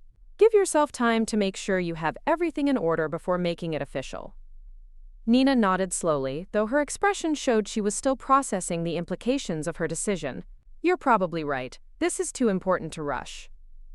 Before she could continue, the sound of Richard's office door opening echoed through the quiet workspace. He emerged with the purposeful stride of someone who had reached a definitive conclusion about how to handle current challenges, his expression showing the cold determination I recognized from suspects who had decided that eliminating problems was preferable to managing them. Nina, he called across the office, his voice carrying artificial warmth that didn't match his body language. Could I see you in my office for a few minutes? There are some client matters we need to discuss before the day ends. The request was phrased as casual conversation, but the timing and context made it feel more like a summons to execution. Nina's research into client communications had clearly marked her as a threat that required immediate attention, and Richard's isolation from other witnesses suggested he was prepared to take drastic action. Of course, Nina replied, though I could hear the uncertainty in her voice. Should I bring any specific files? Just bring yourself, Richard said with a smile that never reached his eyes. This is more of a strategic discussion about future directions. I watched Nina gather her belongings and walk toward Richard's office with growing alarm. The conversation she was about to have could determine whether she left Sterling and Associates as a voluntary resignation or as a casualty of criminal desperation. I needed to create intervention opportunities without revealing my own involvement in the federal investigation. As Nina approached Richard's doorway, I activated the building's public address system using my administrative access.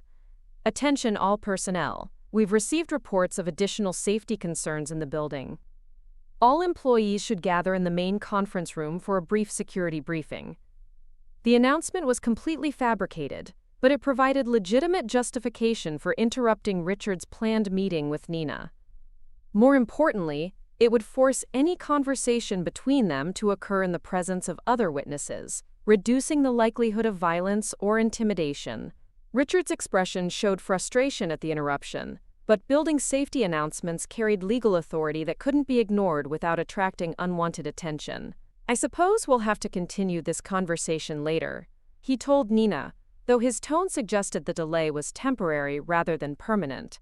Of course, Nina replied, relief evident in her voice despite her attempts to sound professional.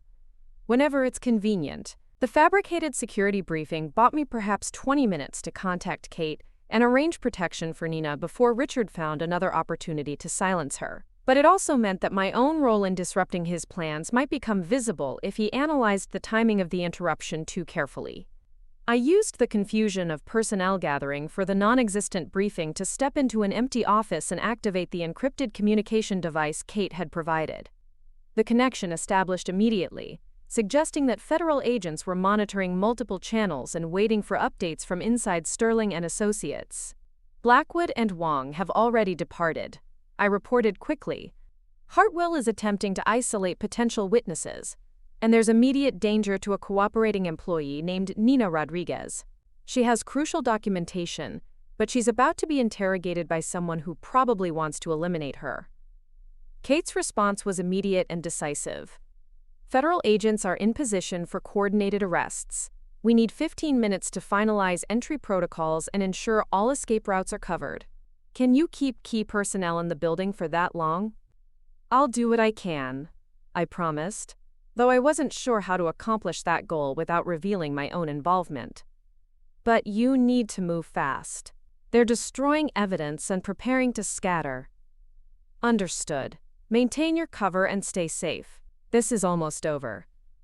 I ended the communication and returned to the main office area, where Sterling and Associates employees were gathering in the conference room with the confused compliance of people who had experienced too many disruptions for one day. Richard stood at the head of the table, his expression showing barely controlled irritation at having his schedule repeatedly interrupted by emergency procedures. I apologize for the confusion, I announced, entering the conference room with fabricated authority. The security briefing has been postponed until building management can provide more specific information about the reported concerns. Everyone can return to normal activities.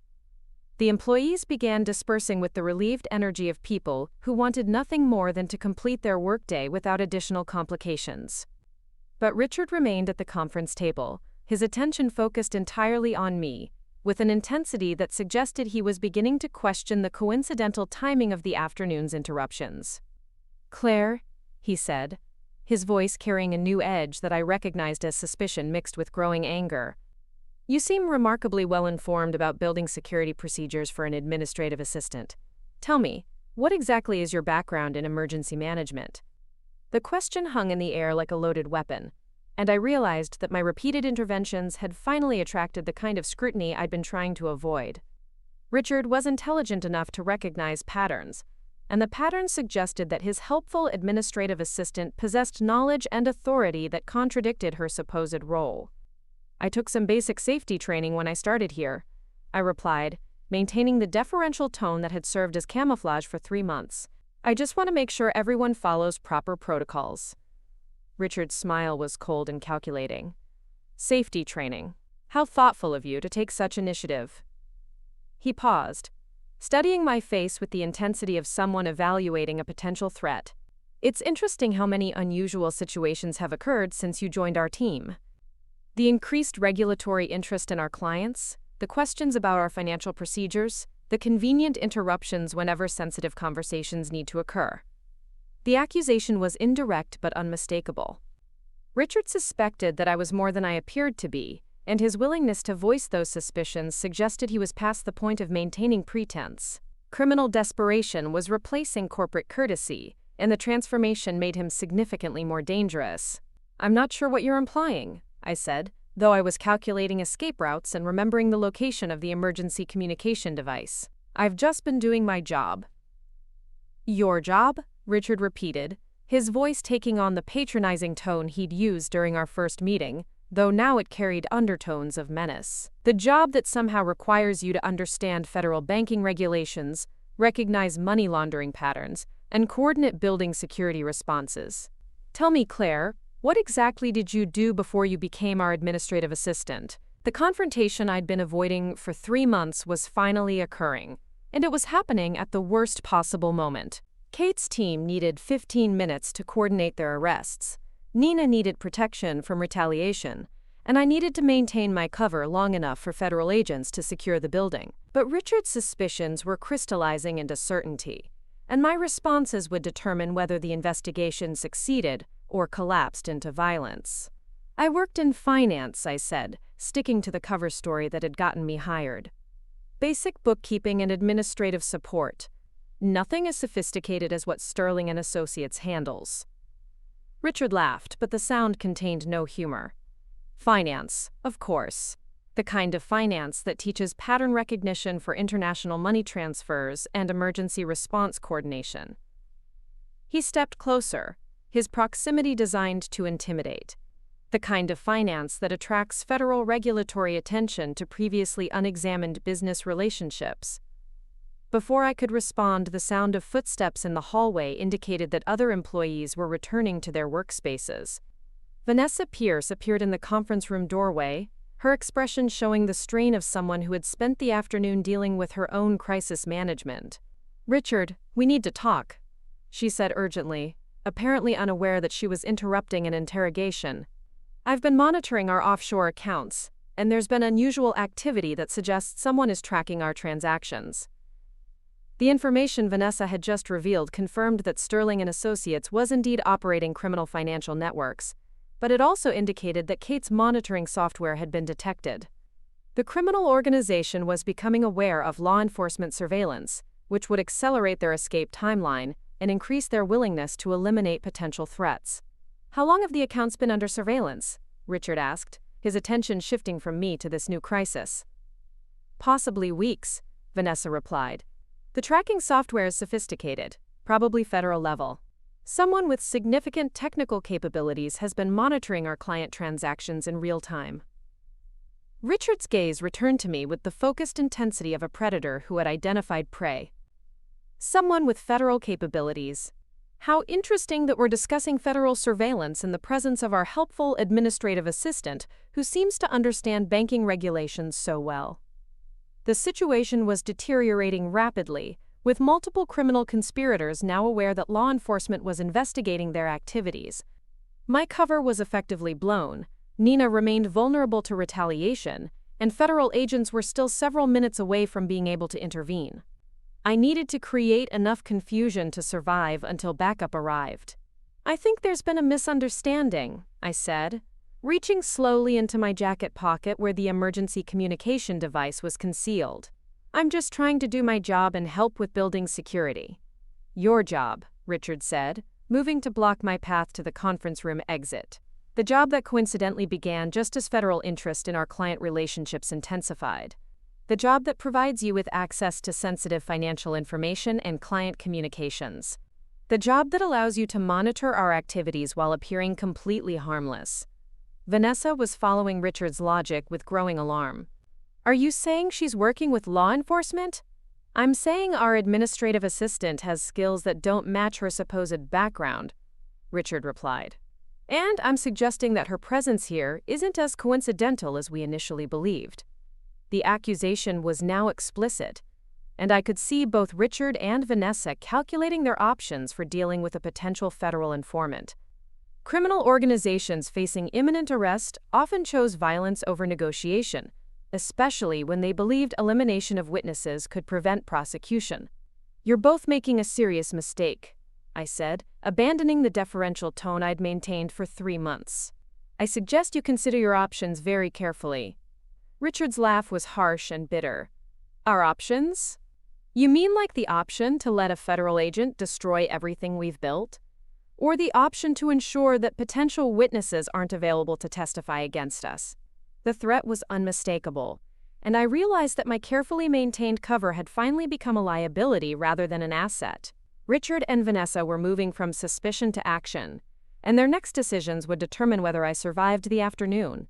"I think you should know that federal agents are already in position," I said, deciding that honesty might be more effective than continued deception. "Arresting me won't change anything except add more charges to your eventual indictments." Vanessa's expression shifted from alarm to panic. "Federal agents? Where?"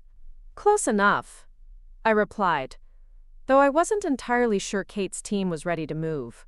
"Close enough to respond if anything happens to me or to other potential witnesses." Richard's calculation was visible on his face as he weighed the risks of immediate violence against the possibility of escape. Criminal desperation often overcame rational decision-making, but successful white-collar criminals typically preferred flight to fight when facing superior odds. "Even if that's true," he said finally, "federal agents can't arrest people for crimes they can't prove. And they can't prove anything if the evidence disappears, along with the witnesses who gathered it." The statement confirmed that Richard was prepared to eliminate both physical evidence and human testimony to avoid prosecution. His willingness to discuss murder in front of Vanessa suggested that she was either an active participant in the conspiracy or too compromised to object to extreme measures. Before either of them could act on their implicit threats, the building's fire alarm system activated again, filling the conference room with piercing electronic warnings that demanded immediate evacuation. But this time, I hadn't triggered the alarm, which meant that Kate's team was implementing their own building control strategies. "That's not a drill," I said, raising my voice over the alarm. "Federal agents are executing arrest warrants, and this building is about to be secured as a crime scene. Your only option now is surrender." Richard and Vanessa exchanged glances that contained entire conversations about loyalty, betrayal, and survival. The sound of heavy footsteps in the hallway suggested that law enforcement personnel were already inside the building, making escape increasingly unlikely.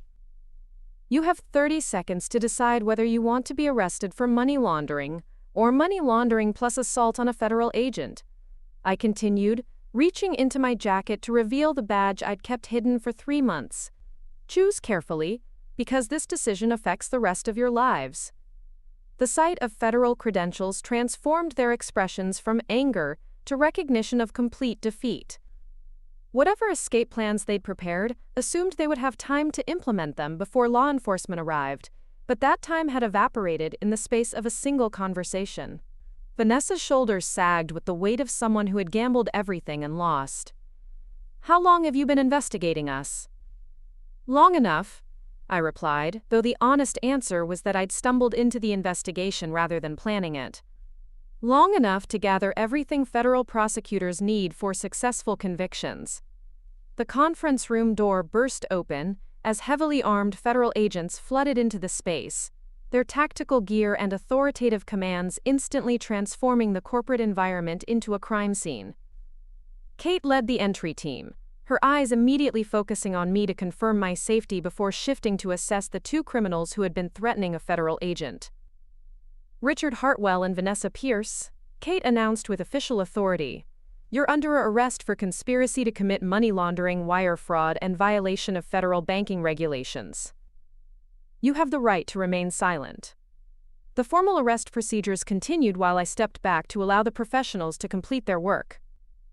The investigation that had begun with my accidentally noticing irregular financial patterns had culminated in federal raids and arrests that would dismantle one of the largest money laundering operations in Pacific Northwest history. But as I watched Richard and Vanessa being processed for transport to federal custody, I realized that the most satisfying aspect of the operation wasn't the successful completion of the investigation. It was the look of absolute shock on their faces when they realized that the administrative assistant they'd dismissed as intellectually inferior had been the federal agent who brought down their entire criminal enterprise. Nina Rodriguez emerged from her office as the arrest procedures concluded, her expression showing a mixture of relief and amazement as she processed what had just occurred. She approached me with the careful steps of someone who was completely reevaluating everything she thought she knew about her workplace and colleagues. "Your FBI," she said, the statement containing equal parts accusation and admiration. "You've been investigating Sterling and Associates this whole time. I've been gathering evidence of federal crimes," I confirmed, "evidence that your documentation helped complete. You're probably going to be asked to testify, but you'll be protected throughout the process." Nina nodded slowly, her gaze shifting to the crime scene tape being installed around various workstations.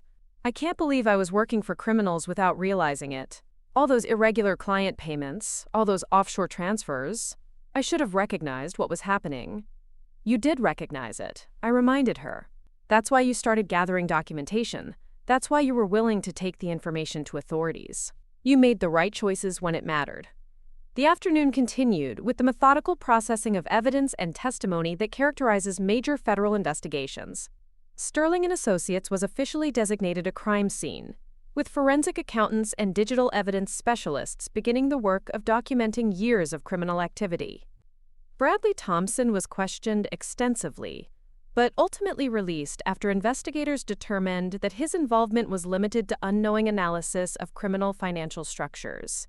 His genuine confusion during the crisis had accurately reflected his lack of awareness regarding the illegal nature of his work. Marcus Blackwood and Patricia Wong remained fugitives, having successfully escaped during the fire alarm evacuation, but federal marshals were coordinating with international law enforcement to track their movements and prevent permanent escape. The money they'd attempted to transfer offshore was being frozen through cooperation with banking authorities in multiple jurisdictions. As evening approached and the immediate crisis resolved into routine investigative procedures, Kate and I found ourselves alone in the conference room where my cover had finally been blown. The space felt different now, transformed from corporate meeting room to federal crime scene, but also somehow smaller and less intimidating than it had seemed during the confrontation. So, Kate said with a slight smile. How does it feel to be back in the field? I considered the question while looking around the room where I'd spent 3 months pretending to be someone I wasn't. The experience had been simultaneously frustrating and enlightening, teaching me things about both criminal behavior and my own capabilities that I wouldn't have learned in traditional federal investigations. Different than I expected, I admitted. Turns out that being underestimated can be a significant tactical advantage. The Bureau's been talking about creating more positions that utilize non-traditional investigative approaches, Kate said. Corporate infiltration, long-term undercover work in white-collar environments. Your success here is going to generate significant interest in expanding these programs. The idea of returning to full-time federal service felt both appealing and daunting. The Morrison case had taught me about the risks of law enforcement work, but the Sterling and Associates investigation had reminded me why those risks were worth accepting. Criminal organizations like the one I'd just helped dismantle caused enormous harm to legitimate businesses and innocent people, and stopping them required investigators who were willing to work in unconventional ways. What happens to Sterling and Associates now? I asked. Asset forfeiture, probably dissolution, Kate replied. The legitimate consulting work can be transferred to other firms, but the Sterling and Associates name is permanently associated with federal crimes. No respectable client will want that connection. I thought about the employees who would lose their jobs, the clients whose business relationships would be disrupted, the wider consequences of criminal activity that extended far beyond the immediate conspirators. White-collar crime often appeared victimless from a distance, but its effects rippled through entire economic networks. Any regrets about how this played out? Kate asked. I considered the question while reviewing the afternoon's events. Richard and Vanessa's arrests had prevented their escape and preserved crucial evidence, but their realization of my true identity had created dangerous situations that could have ended differently. My cover had lasted long enough to complete the investigation, but just barely. No regrets about the outcome, I said finally, but I probably should have been more careful about maintaining my administrative assistant persona. Too many convenient interruptions and emergency procedures made me look suspicious. Kate laughed. Your convenient interruptions probably saved Nina Rodriguez's life. Sometimes good tradecraft means abandoning perfect cover in favor of protecting innocent people. The observation was accurate, but also highlighted the complex moral calculations that undercover work required. Every decision involved balancing mission objectives against personal safety, against the welfare of others, and there were rarely clear guidelines for making those choices correctly. As we prepared to leave what had been my workplace for 3 months, I took one final look around the Sterling and Associates offices. The space looked smaller now, less impressive than it had seemed when I'd first arrived as a nervous administrative assistant, hoping to keep a low profile while processing trauma from my previous assignment. The experience had taught me that hiding from my investigative instincts was neither possible nor desirable. Criminal activity created patterns that trained observers couldn't ignore, and pretending not to notice those patterns didn't protect anyone. Sometimes the best way to heal from one investigation was to successfully complete another one. My FBI badge felt natural in my jacket pocket as Kate and I walked through the Portland evening toward whatever case would come next. The administrative assistant named Claire Dawson would disappear into federal records, but Special Agent Claire Dawson was ready to return to work. 6 months later, I stood at the floor-to-ceiling windows of my new office on the 32nd floor of the federal building, watching Portland's morning fog lift from the Willamette River like a curtain being drawn back to reveal the city's true character. The view was spectacular, but what satisfied me most was the brass nameplate on my desk that read, Special Agent Claire Dawson, Financial Crimes Division, Undercover Operations Unit. The promotion had come through 3 weeks after the Sterling and Associates convictions, part of a broader Bureau initiative to develop specialized teams for corporate infiltration investigations. My success in dismantling the money laundering network had generated enough attention to create funding for an entire department focused on long-term undercover work in white-collar environments. My new role involved training other agents in the art of professional camouflage, teaching them how to become invisible within corporate hierarchies while gathering evidence of complex financial crimes. The irony wasn't lost on me that my greatest professional advancement had resulted from successfully pretending to be professionally insignificant. The morning briefing materials spread across my desk detailed 3 active investigations where agents were currently embedded in suspected criminal organizations. Each case involved the same fundamental challenge I'd faced at Sterling and Associates: maintaining cover while gathering evidence, protecting innocent employees while building cases against their employers, balancing investigation objectives against human safety. Agent Sarah Martinez knocked on my doorframe, carrying the confident posture of someone who'd spent 8 months working as a paralegal in a law firm suspected of facilitating human trafficking. Her cover remained intact, but the emotional toll of the assignment was visible in the careful way she chose her words and the slight tension around her eyes. "Morning briefing in 10 minutes, she said, settling into the chair across from my desk. "I've got updates on the Meridian Industries money trail and some interesting developments in the Portland trafficking case." Meridian Industries had been one of Sterling and Associates' clients, and forensic accountants were still unraveling the financial structures that had allowed millions in criminal proceeds to flow through their legitimate business operations. The complexity of modern financial crime meant that investigations often continued for years after initial arrests, as prosecutors worked to trace every dollar and identify every participant. "How's your cover holding up?" I asked Sarah, though I already suspected the answer from her body language. "It's getting harder," she admitted. "The people I work with every day are decent individuals who have no idea their employer is involved in criminal activity. Building relationships with them while secretly gathering evidence against their workplace feels like a constant betrayal." The emotional challenge Sarah was describing was one I understood intimately. Undercover work required forming genuine connections with people while maintaining fundamental deceptions about your identity and purpose. The psychological strain was cumulative, building slowly until agents found themselves questioning both their professional decisions and personal relationships. "Have you considered requesting extraction?" I asked, though I knew Sarah was too dedicated to abandon an investigation before completion. "Not yet," she replied. "We're close to identifying the main facilitators, and the evidence I'm gathering could prevent dozens of future victims. I just need to find better ways to manage the emotional complexity." Before I could respond, my phone buzzed with an encrypted message from Kate Sullivan. "Federal Courthouse, 10th floor, 1 hour. Bring celebration champagne." The message could only mean one thing. The Sterling and Associates prosecutions had reached their final resolution. The federal courthouse buzzed with the controlled energy of a major legal proceeding, reaching its conclusion. Reporters lined the hallways outside courtroom 10A, their cameras focused on anyone who might be connected to what the media had dubbed the largest corporate money laundering scheme in Oregon history. Kate waited near the prosecutor's table, her expression showing the satisfaction of someone who'd spent months building an airtight case against sophisticated criminals. The evidence we'd gathered during my 3 months at Sterling and Associates had been supplemented by forensic accounting analysis that revealed the full scope of the criminal enterprise. "Final sentencing today," Kate said as I approached. "Richard got 15 years, Vanessa got 12, and the judge agreed to enhanced penalties due to the international scope of the conspiracy."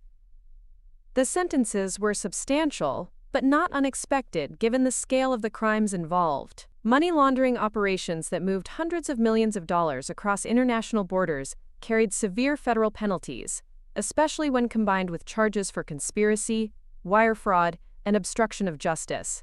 "What about Marcus Blackwood and Patricia Wong?" I asked. "Still fighting extradition from the Cayman Islands," Kate replied. "But their offshore accounts have been frozen, and their ability to fund legal resistance is limited.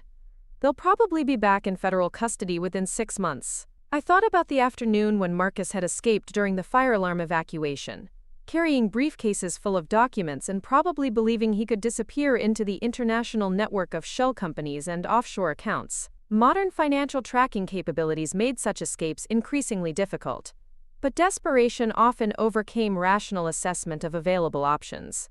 Judge Patricia Chen called the courtroom to order with the authoritative presence of someone who'd presided over hundreds of federal criminal cases. Her reputation for thorough preparation and fair sentencing had made her one of the most respected jurists in the Pacific Northwest, and her involvement in the Sterling and Associates case had ensured that every legal procedure was followed precisely. The court has reviewed the evidence presented during this proceeding, Judge Chen announced, and finds that the defendants engaged in systematic criminal activity that undermined the integrity of the American financial system while enriching themselves at the expense of legitimate businesses and innocent individuals.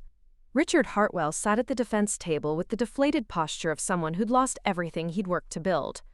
His expensive suit couldn't disguise the fact that federal asset forfeiture had stripped him of most of his wealth, and his legal team's appeals had been systematically rejected by higher courts. Vanessa Pierce maintained her composure better, but her designer confidence had been replaced by the hollow determination of someone going through necessary motions without hope of meaningful success. Her attempts to shift blame to senior management had been undermined by the extensive documentation of her direct participation in criminal activities. Mr. Hartwell, Judge Chen continued, your leadership role in this conspiracy and your attempts to obstruct justice through intimidation of witnesses demonstrate a complete disregard for the rule of law. The court sentences you to 15 years in federal prison, followed by 5 years of supervised release. Richard's shoulders sagged slightly, but he showed no other visible reaction to receiving what was effectively a life sentence for someone in his 60s. White-collar criminals often believed their education and social status would protect them from serious consequences. But federal judges were increasingly willing to impose substantial penalties for financial crimes.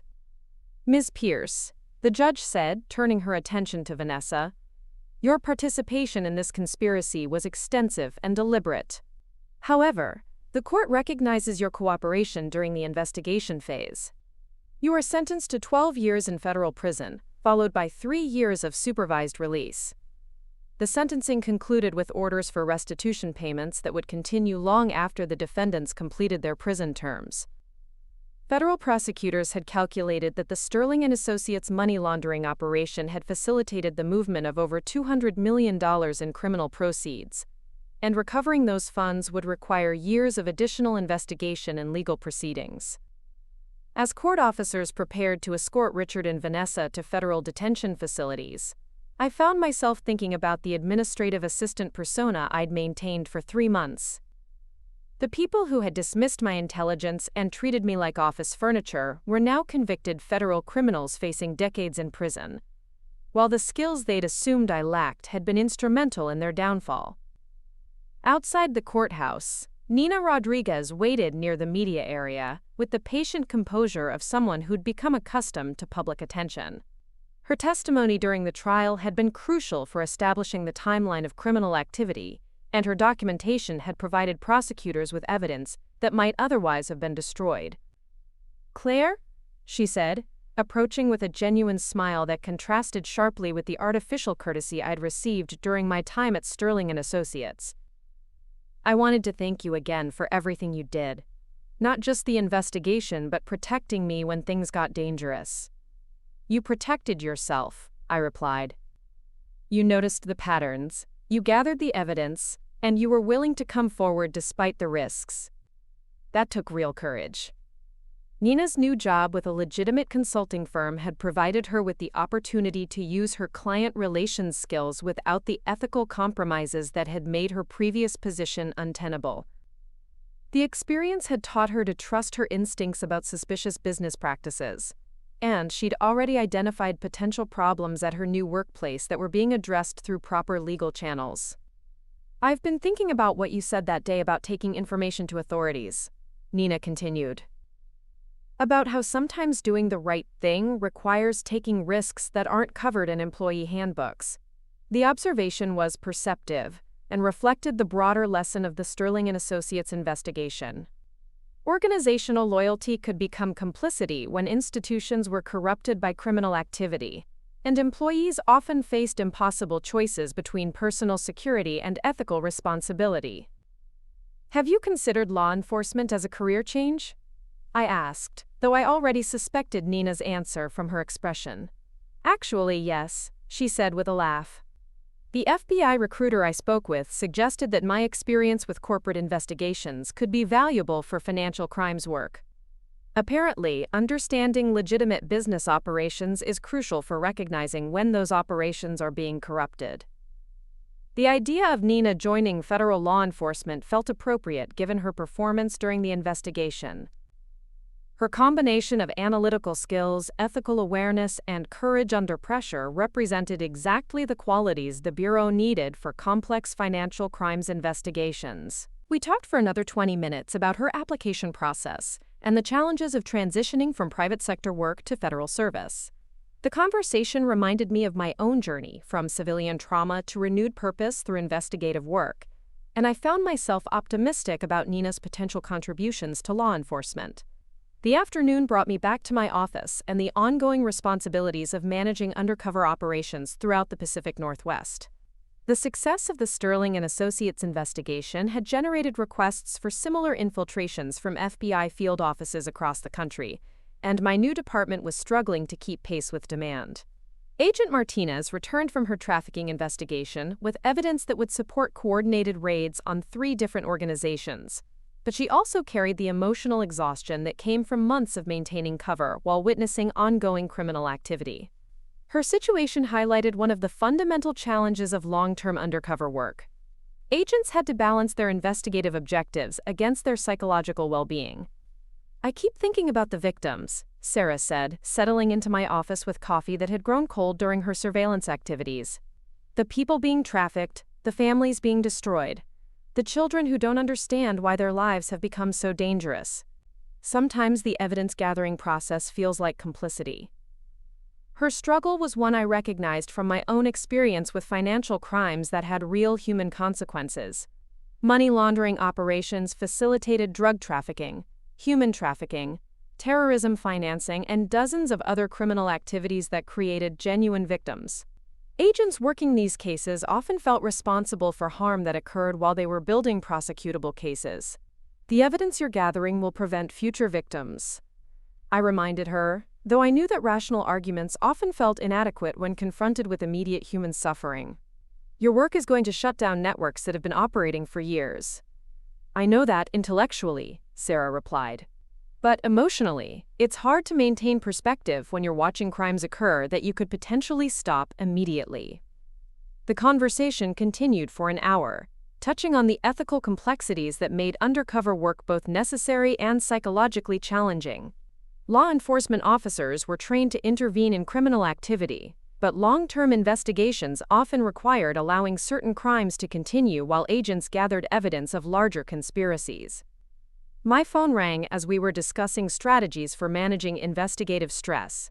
Kate's number appeared on the caller ID, and her timing suggested she had news that couldn't wait for regular briefing schedules. "We've got a situation that requires your specific expertise," Kate said without preamble. "Major defense contractor in Seattle. Suspicious financial patterns that suggest foreign intelligence involvement. The target is too sophisticated for standard infiltration techniques." The description immediately captured my attention. Defense contractors with suspicious financial patterns often indicated espionage operations rather than simple criminal activity, and foreign intelligence services employed security measures that made traditional undercover work extremely difficult. "What kind of position would provide investigative access?" I asked, though I was already calculating the challenges involved in penetrating a security-conscious defense contractor. "Executive assistant to the chief financial officer, .. Kate replied. "Same basic cover as Sterling and Associates, but at a much higher level of the organization.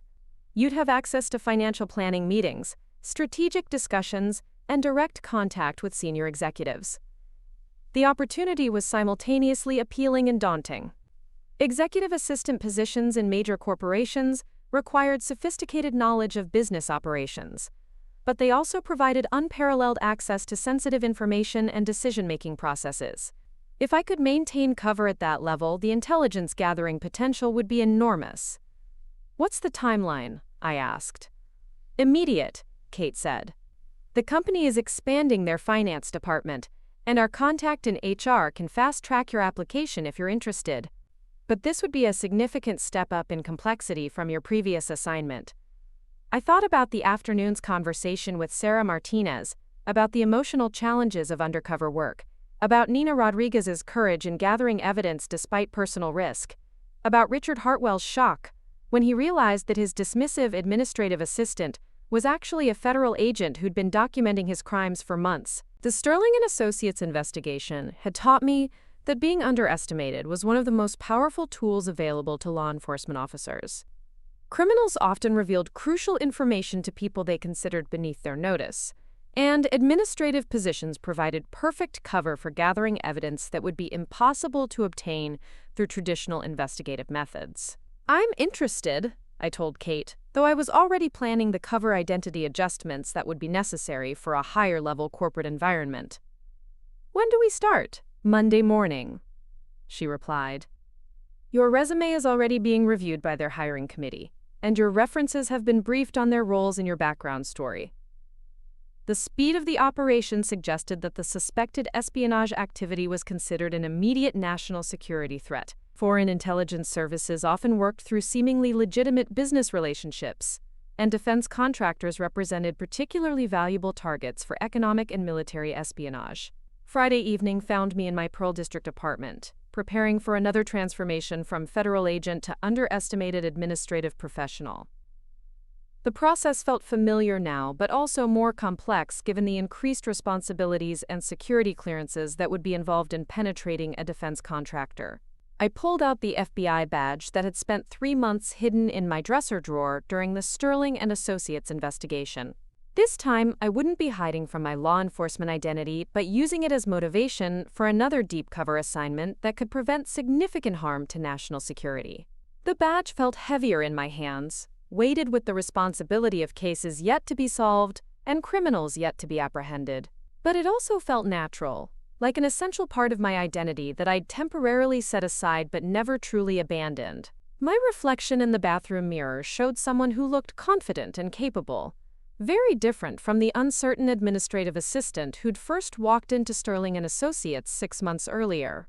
The experience had taught me that professional competence wasn't diminished by others' failure to recognize it, and that being dismissed as insignificant could be transformed into a strategic advantage. The weekend passed quickly as I prepared for Monday's interview with Titan Defense Systems, researching their corporate structure and financial operations, while developing the personality traits that would make me appear perfect for an executive assistant position. The key was projecting competence without appearing threatening, intelligence without seeming ambitious, reliability without suggesting independence. Sunday evening, I sat on my couch with a glass of wine, and the case files Kate had provided about the suspected espionage operation. The financial patterns were subtle but unmistakable to someone trained in recognizing illicit money movement, and the international connections suggested a sophisticated operation that had been developing for years. The challenge ahead felt both familiar and entirely new. I would be returning to the role of underestimated administrative professional, but this time in an environment where the stakes involved national security rather than simply financial crimes. The people I would be investigating weren't just criminals seeking profit, but foreign agents working to undermine American defense capabilities. My phone buzzed with a text message from Nina Rodriguez, starting FBI training next week. Thanks for the inspiration and the recommendation. Looking forward to catching some bad guys. The message made me smile, both because of Nina's enthusiasm and because it reminded me that successful investigations created ripple effects that extended far beyond immediate prosecutions.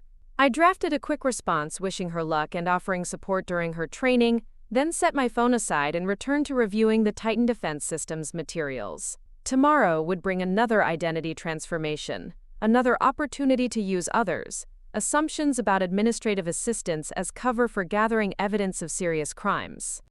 The FBI badge sat on my coffee table beside the case files, no longer hidden but displayed as a reminder of why the work mattered.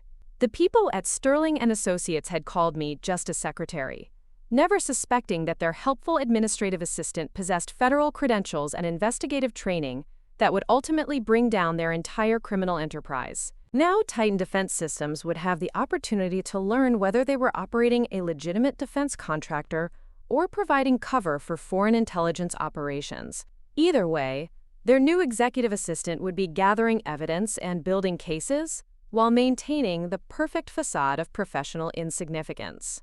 I raised my wine glass in a silent toast, to the administrative assistants, secretaries, and support staff, who were dismissed and underestimated by people who should have known better.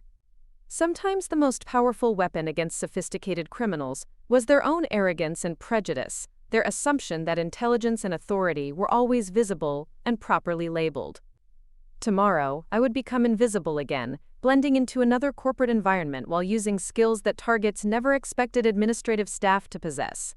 The badge in my drawer would disagree completely with whatever assumptions they made about my capabilities, and their misconceptions would become the foundation for their eventual downfall. Some stories end with dramatic revelations and explosive confrontations, but the best investigations often concluded with quiet satisfaction and systematic justice.